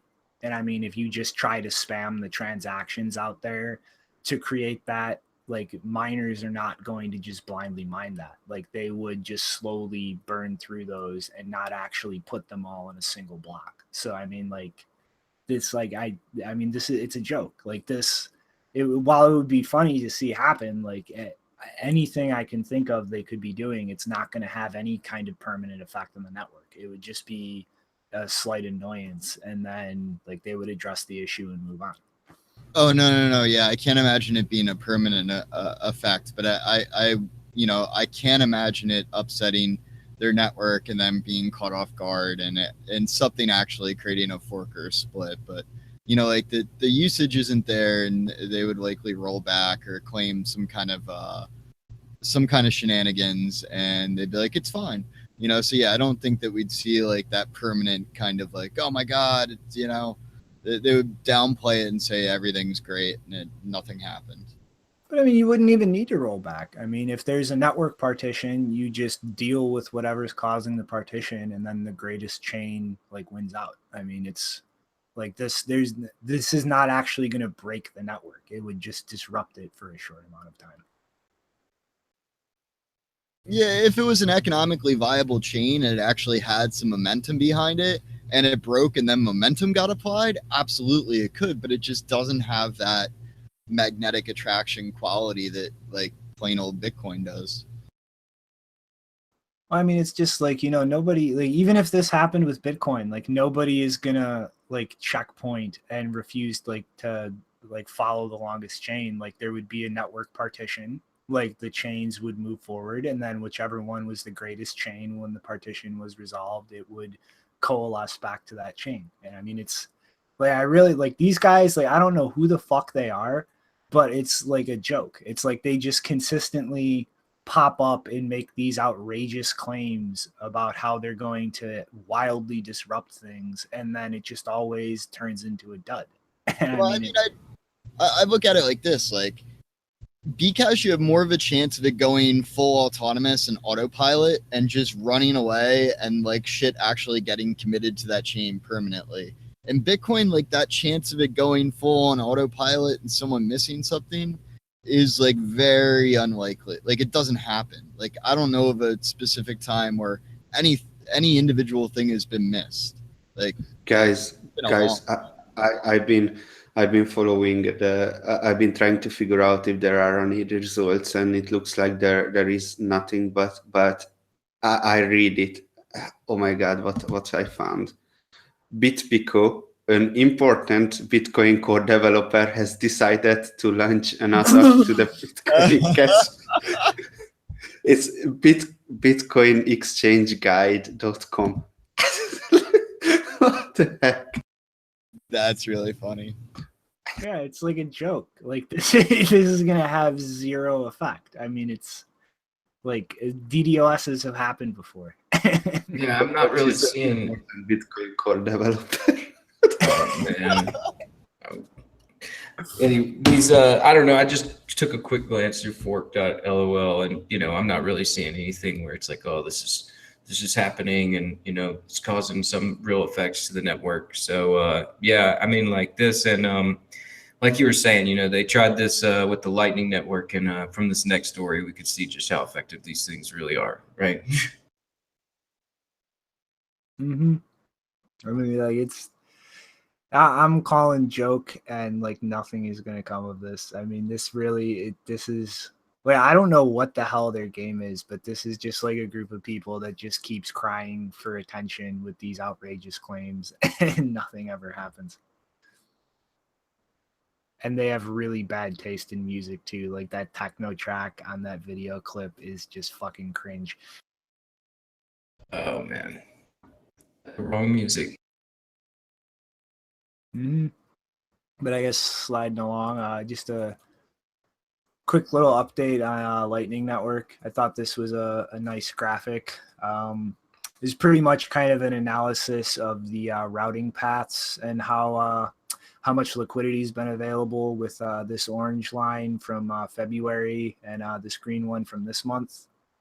And this first one here, you're kind of looking at the number of potential routes between random nodes on the network based on the amount you're trying to send. So you can see like down around the Satoshi limit, there's like hundreds of thousands of routes effectively. It kind of actually jumped up from February to a little, I think it looks like around 80,000 routes. There's now around 1 million routes for the value of Satoshi between any random node. And then you can kind of see like as the amounts go up, the number of routes start dropping off. And you can see back in February, there was literally only around like one route, not even up to 0.1 Bitcoin, but kind of close to it between like random different nodes. And then, we can see kind of in June, there's close to 100 potential routes between random nodes for that amount of value. So, I mean, it's kind of slow and steady, still being in beta, but the amount of liquidity, I would call this a pretty drastic improvement in the amount of like viable paths for larger amounts. And then we can also see down with this one, the probability of a payment. Here's the amounts again on the top actually succeeding. And, it was kind of close to 0 almost percent chance of probability. And I don't know why this is using a comma. I think this is like a European notation, but for around 0.1 payment, it's around 0.01% probability of success. But if you really kind of break this down, I mean, 0.01 is around, I think, what would that be now? 600, be about $60. Has around a 1% probability of success versus, less than 1% back in February. And again, though, it's, this is all still in beta, and most people, at least rational people, aren't really throwing up huge amounts of liquidity, but, we can still see like improvement here. And, the more liquidity comes online, the closer things get to moving out of beta, I think people will be a lot more comfortable as far as sinking money into things.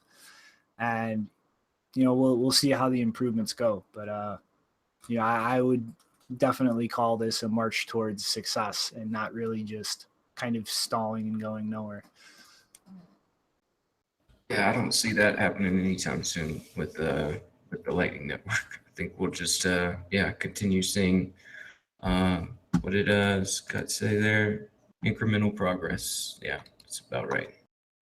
Mm-hmm. And, I expect, once we get out of beta, I wouldn't be surprised to see a huge jump in these charts in terms of routing success probability and the amount of liquidity. It's just, right now, there's not really too many people aside from developers actually running nodes. And, I don't think I've actually put more than like $100 into a single channel from what I've used. And I tend to not really keep my channels open for too long. I just kind of like do what I'm going to do and then I close them out.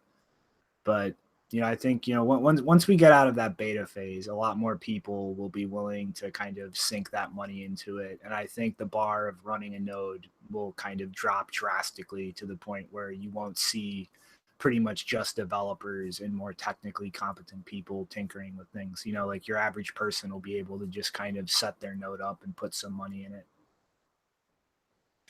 Yeah, there's lots of different opportunity there. I think we were talking to somebody in the Mumble the other day about setting up nodes as a service and all that. It'll eventually get easier though. I mean, like we've seen the Bitseed and like the Raspberry Pi. Everybody was setting up that way, but yeah, eventually it'll be a lot easier. Mm-hmm. And then some news, some updates on the Constitutional Congress. Yeah. So 27 more accounts have been frozen on the EOS blockchain. And the funny part is no reason was given. And I think it turned out that the previous accounts, and I'm betting that this is a similar reason that were frozen, are involved in a lot of these Twitter scam giveaways. But, for anybody out there kind of looking at this and thinking, okay, they're just freezing scammers' accounts. Well, I mean, that's a huge fucking problem on multiple levels. I mean, first off, like let's play this through and just say that the the people running EOS and the block producers are only going to block scammers accounts. Okay. What happens if you fuck up and you don't really see any involvement in this until that money's already moved? How do you know that it's still in the scammer's hands? I mean, what happens when the day comes that that's cycled through the economy, like somebody has received it for something else, and somebody with no involvement in whatever scam is causing things to be frozen has their money seized when they've had absolutely no involvement in a scam? What's their recourse? Like, how are you going to anonymously prove on the internet that you had no involvement in whatever activity led to the block producers and the people operating this network to freeze the account? Like, what's the process? What's the bar to proof? I mean, let's take it another step further. Let's imagine that EOS actually does blow up and become widely used. Well, there's 21 block producers. I can't imagine there's more than maybe a few hundred people actually closely involved in monitoring these kinds of things. How are you going to deal with this at scale? Like, how are these 21 people and whoever's like following this process going to start parsing through thousands and thousands of accusations of things like this? What's the process? How are they going to be able to handle that kind of load of actually reviewing what's considered malicious or illegal activity before they decide to freeze things? Are they just going to freeze it first? I mean, what's to stop me from just taking your EOS account and throwing it up on Twitter, making you look like a scammer? How are they going to address that? Let alone fungibility on the network. I mean, the minute they establish this process, they have pretty much thrown any chance of having any kind of fungibility for tokens on this network out the window. I mean, like, this road, this direction that they've chosen to go in brings up a mountain of problems as far as social scalability of this. That, like, how are you going to solve this? Shinobi, you just don't understand the magic of governance. But like, I'm serious. I mean, like, think about the financial system nowadays. Like, how many thousands and thousands of instances of fraud are happening right this second? How many people are employed full time by financial institutions to deal with these kinds of things? Like, how are you going to establish a system to scale that kind of like incident response and actually go through with some rational bar of proof, or like a rational bar of proof that you are not involved in something, with just 21 random people on the internet? Like, how are you going to do that? I don't know, man. Looking at this story, it really just kind of, I don't know. It's like EOS. I think they're trying to be like an Ethereum duplicate, something similar to Ethereum. But I mean, like, it just like all kind of reeks of like the formation of Ethereum and like the DAO hack, and just like, you know, something where it just sort of just is evident that this is not a decentralized system, and that there's all sorts of problems along the way as far as like the creation of it and everything, as far as what you're dealing with. And I don't know, I guess the roadmap can, you know, is just like Ethereum, as far as just to take your funds and start greasing the right hands and see if you can get in the right position before somebody important loses their funds. I don't know. I mean, like, the whole thing is like you're saying, I mean, it's kind of like I don't know, it's like showing all these problems. So to me, it just like, it kind of reeks of the problems we've had with the system. And, you know, it's, yeah, I don't know, going forward, it looks like, I don't know, they're in trouble. I don't know why people would use it. It's like anything that they're trying to represent what they're doing. It's a gross misrepresentation. I actually think in the marketing material, they weren't using the phrase Ethereum duplicate. They were using the phrase Ethereum killer. They want to Oh yeah, that's right. That's right. kill and replace. Yeah, Neo was the duplicate or something. I don't know. It's too many of these damn Ethereum wannabes, and it's just like I don't know. It's just like I'm saying, it's kind of a glaring, you know, reproduction of the problems. But I mean, like, you know, seriously, like, really think about this. us. Like, we're just a few people that do like a news show on YouTube. And when the news really gets going, I mean, think about how often we have to scramble to like keep track of different things happening in this space. I mean, like earlier, Nopar, you asked us like if Mount Gox had distributed any funds to people, and we don't know. Like that, you know what I mean? There's a lot of things for us to keep track of. And this is just us like literally trying to find information and break it down for viewers to save them time and work and actually parsing through this information. And we can't keep track of everything. Like there's things we don't know. There's like a lot of time we have to put into to just keeping up with like what's going on for like the important things we're aware of. And that's just doing the news. Like imagine 21 people sitting down and trying to parse through like whether or not some financial transaction is involved in an illegal activity, whether it's scamming somebody. I mean, like I just said, I go make a Twitter account, I grab some random person's EOS address and start trying to scam people with their address. How the fuck do you prove you had no involvement in that? Like, how are these people going to analyze that situation and in any way whatsoever even come close to figuring out what actually happened? Well, it's they impossible. got those things like in Minority Report where they put the 3 people in the bath and they connect the things to their heads and stuff. Like they probably just, we'll get the EOS node people together and we'll put them in one of those things. That'll work, right? But I mean, like, it's like seriously, what drugs are these people doing to think that is even a remote possibility? It's like they have no comprehension of how like information works abstractly, like how you can verify something, how you can actually like scale that verifiability out socially. I mean, like I guess they thinking it's such a small ecosystem that they can manage it right now. But that's just a speculative guess. but what about the future? I mean, if it Yeah. actually does succeed. I don't know. I'm sure they don't know either. I mean, I think some of this has to do with people not being honest enough with themselves and their own personal limitations.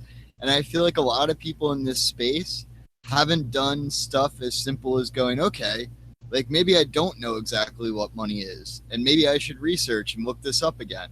Maybe I don't know exactly what value is and how the rest of the world looks at value. Maybe I should look at this again. There's just too much of an ego to allow the person to actually like figure it out for themselves. So instead they go and they speak blindly with a big chest and they ignore looking at the facts, because if you look at the facts, you can't puff your chest out with confidence and say those idiotic things. I think that's why they say the best scammers are the ones that scam themselves. Yeah. If you know so much about how money works, why don't you make your own?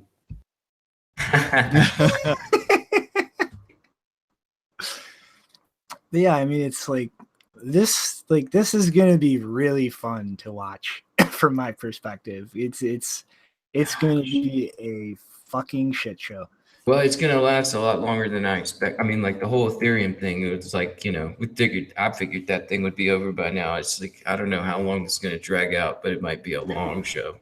I'm actually excited that it's going to fail under its own technical weight, like all by itself. Like those big buildings that you see get bigger and bigger in like kind of some of those shitty countries where you're like, that's not going to work.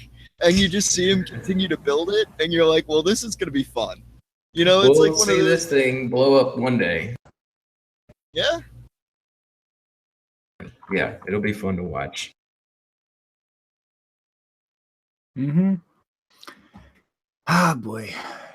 I guess the last serious story. Apparently, there has been some resolution to the Financial Service Agency in Japan's investigation into exchanges in the wake of the brain fart. Coincheck hack, huh? Yes, Coincheck. Pretty much, they have picked out 6 different exchanges: Bitflyer, Quion, BTC Box, Bitbank, Tech Bureau, and Bitpoint. and are requiring them to pretty much enhance their internal auditing and user protection systems.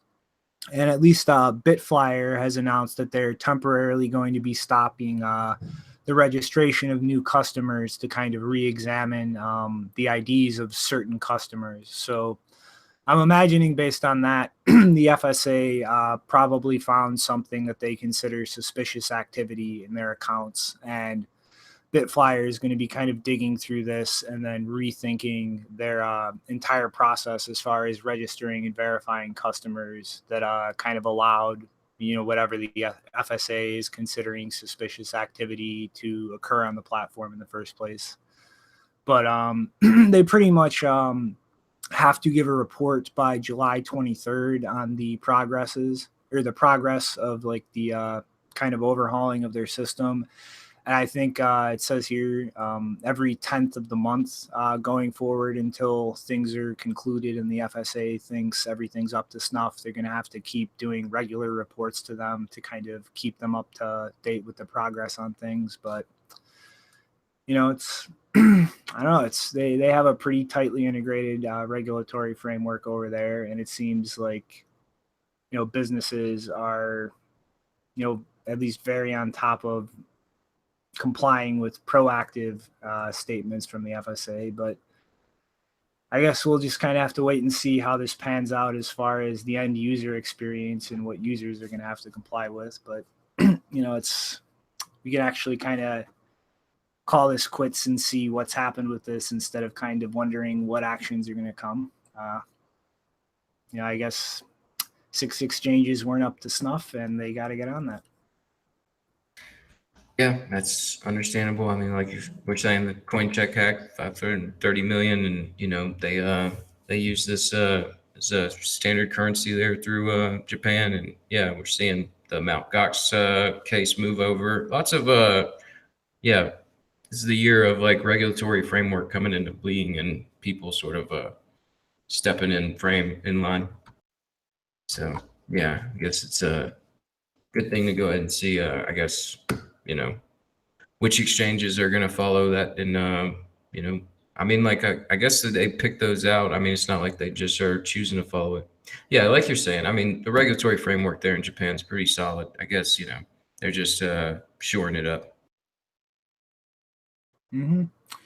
I guess last little note before we move on to final thoughts is like really everybody watching who like wears Bitcoin swag or kind of goes out in public kind of advertising their involvement in this space, like please stop and rethink that. Like there was a whole pretty much a pregnant wife and her husband had 4 men in Austria storm into their apartment and tie them up and pretty much keep them held hostage until they gained access to around $250,000 of cryptocurrency that the man was in possession of. And I mean, like I love being in this space myself. I love like everything that's happening here, the potential for this to actually bring about some serious good change in the world. But like we're still a very, very tiny minority as far as the global population. And given the nature of how all of these things work in terms of being a digital bearer instrument, like you have no recourse. Like if somebody decides that they're going to fucking, come into your house and put a gun to your head, you have a decision to make in that instance. And whatever you decide, you're going like that's it. If you refuse to give it up and you wind up getting killed, there's no taking that back. If you end up giving that person access to your assets, there's no getting those back. Like please, everybody watching, like seriously, like sit down and rethink how public you are with your involvement in this space and your possession of these assets, because like this is becoming a regular thing at this point. This isn't just a scare tactic. This isn't a one-off thing. Like this is regularly happening now, that people are being kidnapped, people are being threatened with being killed to get access to their assets. Like don't publicly advertise it. Don't be the asshole driving around with the fucking sports car that has Bitcoin decals over it. Don't go walking around with fucking Bitcoin shit plastered all over your shirt and on your backpack. Like, keep it low key, because like this is serious. Like, this is a very real potential threat to your life if the wrong person sees that and decides they're going to be a stupid fuck and just try to steal what you have. So like, please, everybody, like, seriously step back and rethink like how you're interacting publicly with your involvement in the space. Like, this isn't a joke. Yeah, and that doesn't necessarily mean like you can, if you have like t-shirts or caps or whatever, that doesn't mean you can't wear them. It just means like, I mean, my policy is if I end up wearing anything related to Bitcoin, I don't wear it. Like if I'm going to a specific location publicly, then I'm not going to wear it out in public. I'm going to wait until I get to the location where the meetup or the conference or whatever is. I don't just walk through the streets with it, because one, I just don't want to draw that kind of attention in general, because like people will just like, I haven't experienced it, but people will just like look at you when you're walking around with Bitcoin stuff. But also in case any of those people, get that idea in their heads that it would be worthwhile for them to like come after you, that's not something I would want to happen either. So my policy is to be just very selective about where you actually show your memorabilia. Yeah, I would say be heavily aware of your surroundings. I've worn Bitcoin stuff for the past 5 years pretty regularly, so I know a lot about this. Just in the tri-state area where I'm at, you get kind of outside of certain areas, all of a sudden you'll notice the eyes on you. So, I mean, I've only had 2 or 3 of those scenarios. So, I mean, for the most part, people don't really kind of notice. It's just kind of a normal thing. It doesn't really look that weird. But I remember one time in Atlantic City, I remember looking back, and I look up, and there's like 15 people looking at me, and it was kind of awkward. So you get some of those scenarios where all of a sudden your heart kind of skips a beat. So, I mean, just be aware of where you are, and I don't think you'll have any problems. Like, I didn't really realize Bitcoin was that kind of popular yet at that point. So, I mean, I guess that's where the issue came in. And after that point, I started kind of just paying attention to where I was when I was wearing those shirts. But yeah, I've never had an issue. I've never even had so much as someone come up and talk to me about any of my Bitcoin shirts. So. Or do something like, wear something low key, like, Rick's Dragon's Den hat. Like, the Bitcoin logo is pretty small there. Like, unless somebody's really looking at that, they're just gonna see some tribal dragon thing. Like my user activated soft fork hat. Like, most people, I don't think I've ever had anybody not already in this space think that that was anything but an Air Force hat. Like, things like don't trust, verify. Like, things that, like, if you're not already aware of this space, like, somebody's not going to see it and immediately think cryptocurrency. Like, just, think through like how you're exposing yourself in the public. Yeah, I think, great advice from everybody. Just like, be very selective. Like, even though this is very small, I do that too, as far as just like, I put it in a backpack, and then when I get to the meetup, I put it on. And then when I walk out of the meetup, I put it back in the backpack. And, just mainly because, I just don't want to stir up some conversation or something where, like, because you never know who's going to see you in the public and what they're going to think. And, that's where it's just like, it's good advice just to sort of keep that as low key as possible until you really absolutely want to wear it, or, definitely be aware of your surroundings at all points in time. And just also just, I don't know, be in generally be in good shape and ready to take care of something if something does show up. I mean, just lots of little things you could do to sort of prepare for something like that. But I mean, like, the best thing to do is just to avoid that sort of conflict by, trying to stay out of public as much as possible. And, it's one of the things that I weigh, it's like unfortunate. It's like one of these stories pops up, I always sort of think about the meetup and, here on the show and all that sort of stuff. Like, are you too public and, too much of throwing around who you are? But think particular situation here is like a good location, but still it's something I think about as far as like, is it a risk? Is it not a risk? It's something you should always gauge as far as like whether or not you're at risk, and don't just always think you're safe, for sure. I forget who mentioned it, but someone mentioned the other day. Yeah, the risk from just getting beat up by people in the streets, yeah, that's something. But I notice a lot of people aren't worried about that. They're more worried about the cops and going to the airport and international travel. Those are the things that scare the shit out of me. I think there's not an area near me that I'm afraid to walk in with a Bitcoin shirt. It's just I have no issues, and I never have gotten any strange looks. So I mean, even in some pretty rough neighborhoods, not an issue. Where I kind of draw that line is areas I'm not familiar with, international travel, airports, stuff like that. I mean, that those are the big ones. Eventually, though, I don't know. I think eventually you should worry about even just walking around with something on where it says, like, your involvement. I mean, like, I don't know. That's just what I think. Like, eventually that could be just like, yeah, somebody sees it. They're like, oh, that guy's into crypto. Let's get some. But that's probably a far-flung thing. Not that far-flung, but at least in the future, some. Mm-hmm. Yeah, sorry, no par. You want to go ahead? I just like to live dangerous. I too like to live dangerous. Born to be wild. There you go. All right.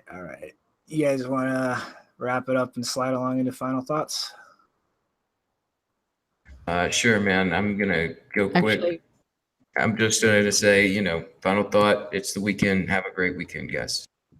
All right, Janine, incoming screen share. Go. just really quickly, I think in the case of Bitcoin, wouldn't it be build to be whittle? What? I was about to say the same thing. What? Build to be whittle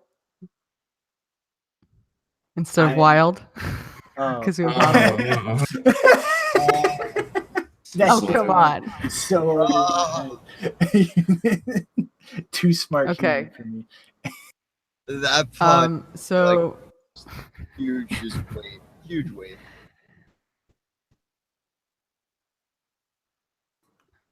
Shoot. Yeah, sorry for my response time is a bit off because you all are a bit delayed for me.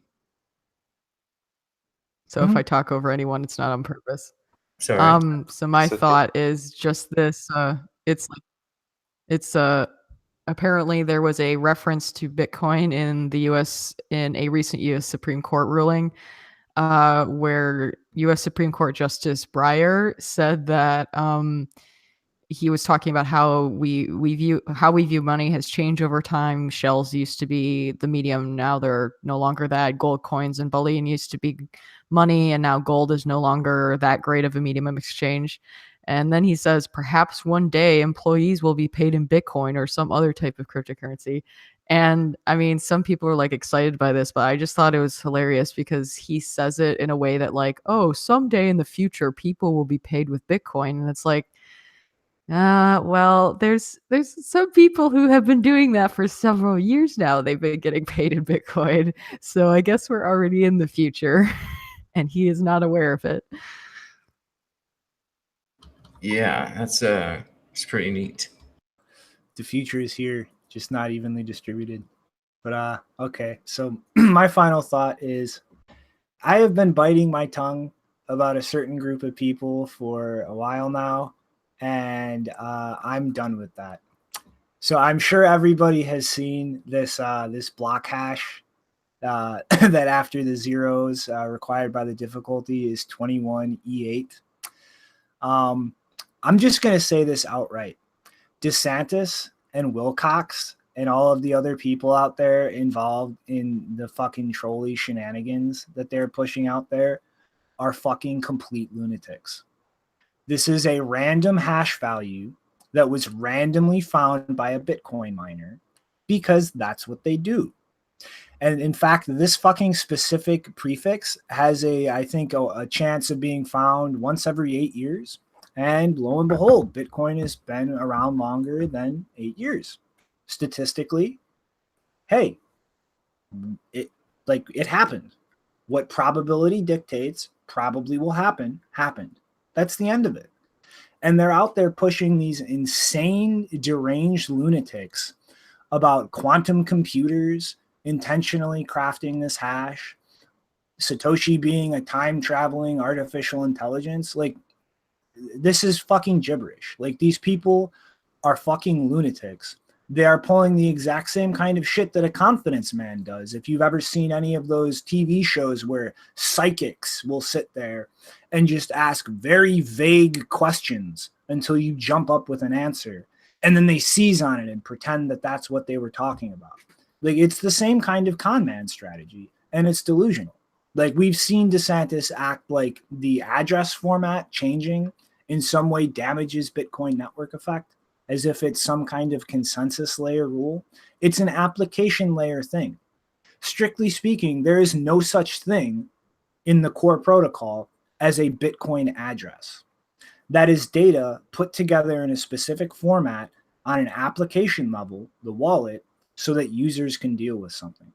Bitcoin is locked to a script, to a computer program, which can do a lot more complex things than just have a public key require the matching private key. So wait, they're essentially like cheering along and like, you know, just emphatic about like a wheel completing its first revolution. Like, I don't like this. This is ridiculous. So this happens every 8 years. So this is going to be something that repeats. And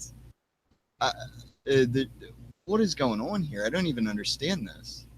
They're fucking complete lunatics trying to play Oracle by making ridiculously vague statements until people plug in completely outrageous nonsense, and then they seize on that and go, yes, that's what I mean. Like, no, like, you know, it's like these people aren't stupid. Like, DeSantis is not an idiot.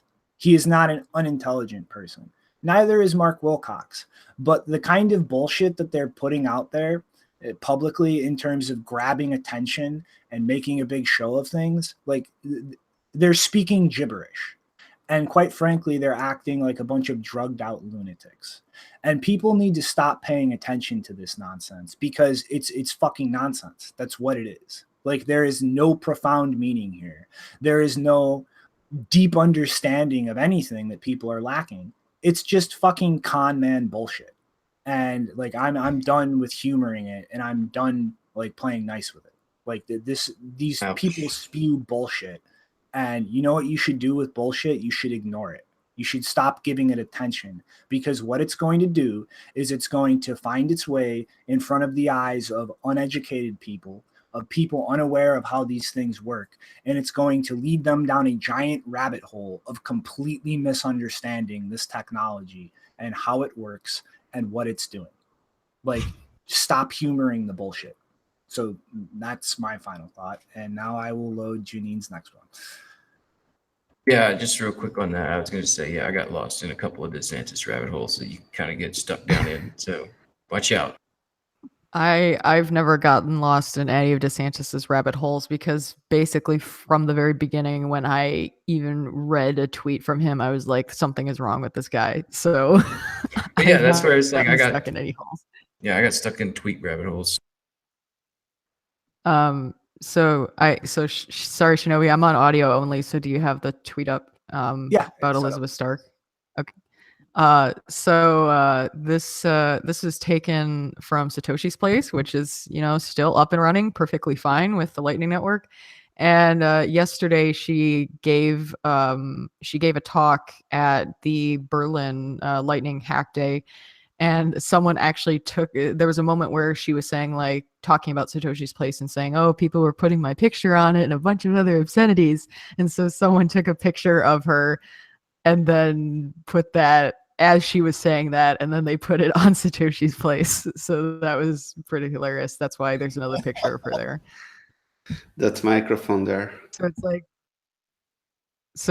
man. Stop, no fire, stop. Do not. Oh my god. I got that way too late. Oh man. Damn it. All right. All right. Anybody got any more final thoughts? Yes. Sorry, I'm a bit delayed. It's like Lightning Network Inception. All right, you got any more, Janine? Or okay, no para. Want to let her shoot? Yes. Actually, I want to hijack the digest for 5 minutes because I just checked and I only have 2 days, two more episodes left. And yeah, basically, some people, some of you might wondering that what the heck this guy is doing on the digest, and who am I?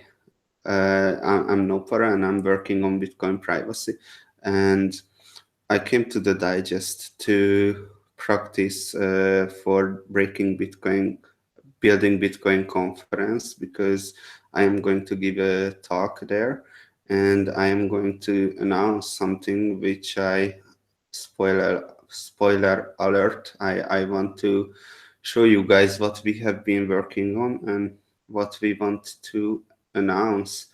So I think it's very positive, and I think from very soon we can use Bitcoin anonymously. So I just want to show the software and ask you guys, how does it look? And I want to show the final slide of my presentation and ask about that too. How is it okay or good enough? Just want to have some feedback. Is that fine with you guys? Yeah, go ahead. Yeah, that's awesome. Okay, I shared my screen. Can you see? Yep. Great. Let's start the software. We want to announce this wallet which we created, and this is how it looks like so far. Any thoughts? Yeah, it's nice and simple. Yeah, real clean. We cannot load because we didn't implement that yet, but it's coming. Hopefully we are going to finish it by the conference, and that will be good. And now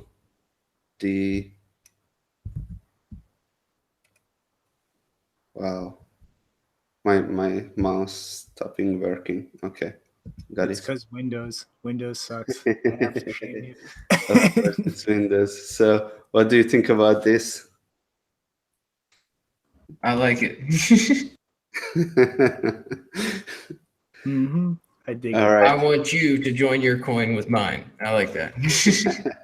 Feel free to share your things in the chat too. I will read it later.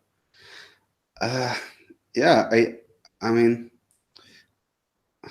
anonymous Bitcoin is coming. 100 anonymity set. No cryptocurrency is doing that. I think it's awesome. Mm-hmm. Oh, yeah. And we're gonna count on everybody watching to jump in and start using this and helping us shill it, because you need people using it to stay anonymous. So be prepared to hear me rant about this quite a lot, guys. Incoming wasabi. Mm-hmm. Yeah, good shit, No Fire. Glad to see there's we're almost to the fucking finish gates, man. I've been fucking psyched about this since you first started talking to me about it, like what was it, like almost a year ago?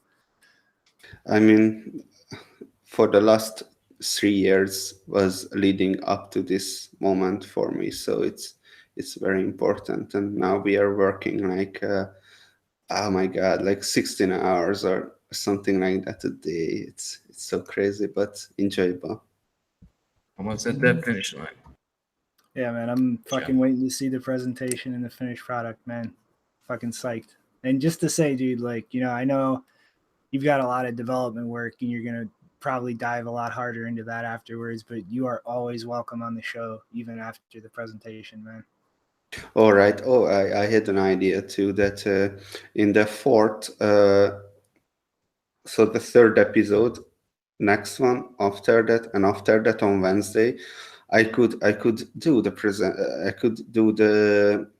episode, I think from the Building Bitcoin meetup, and I don't know, just grab some people like, hey, Adam back, come here for a moment, something like that. That would be funny. That'd be great, man. Yeah. Yeah, it'd Yeah. be fucking fun as hell, dude. Mhm. Oh yeah, I second that too. Just like, yeah, and you've been great on the panel, man. It's been awesome. So yeah, anytime, man. Definitely. All right, thanks a lot. You helped me a lot. Hey, you've helped us, man. It's been real nice to have a developer able to throw his 2 cents in on shit. Because I'm just a armchair Python script kiddie. All right, guys. Well, I guess that wraps us up for the day. We'll be back on Wednesday, and hopefully I will get the audio-only version out within the hour. Sorry for last time, but the provider we used glitched out and didn't actually finish the upload when I thought it did. And I didn't notice until today. So sorry about that. I guess toodaloo. Later, everyone. Bye-bye. To Bitcoin and beyond.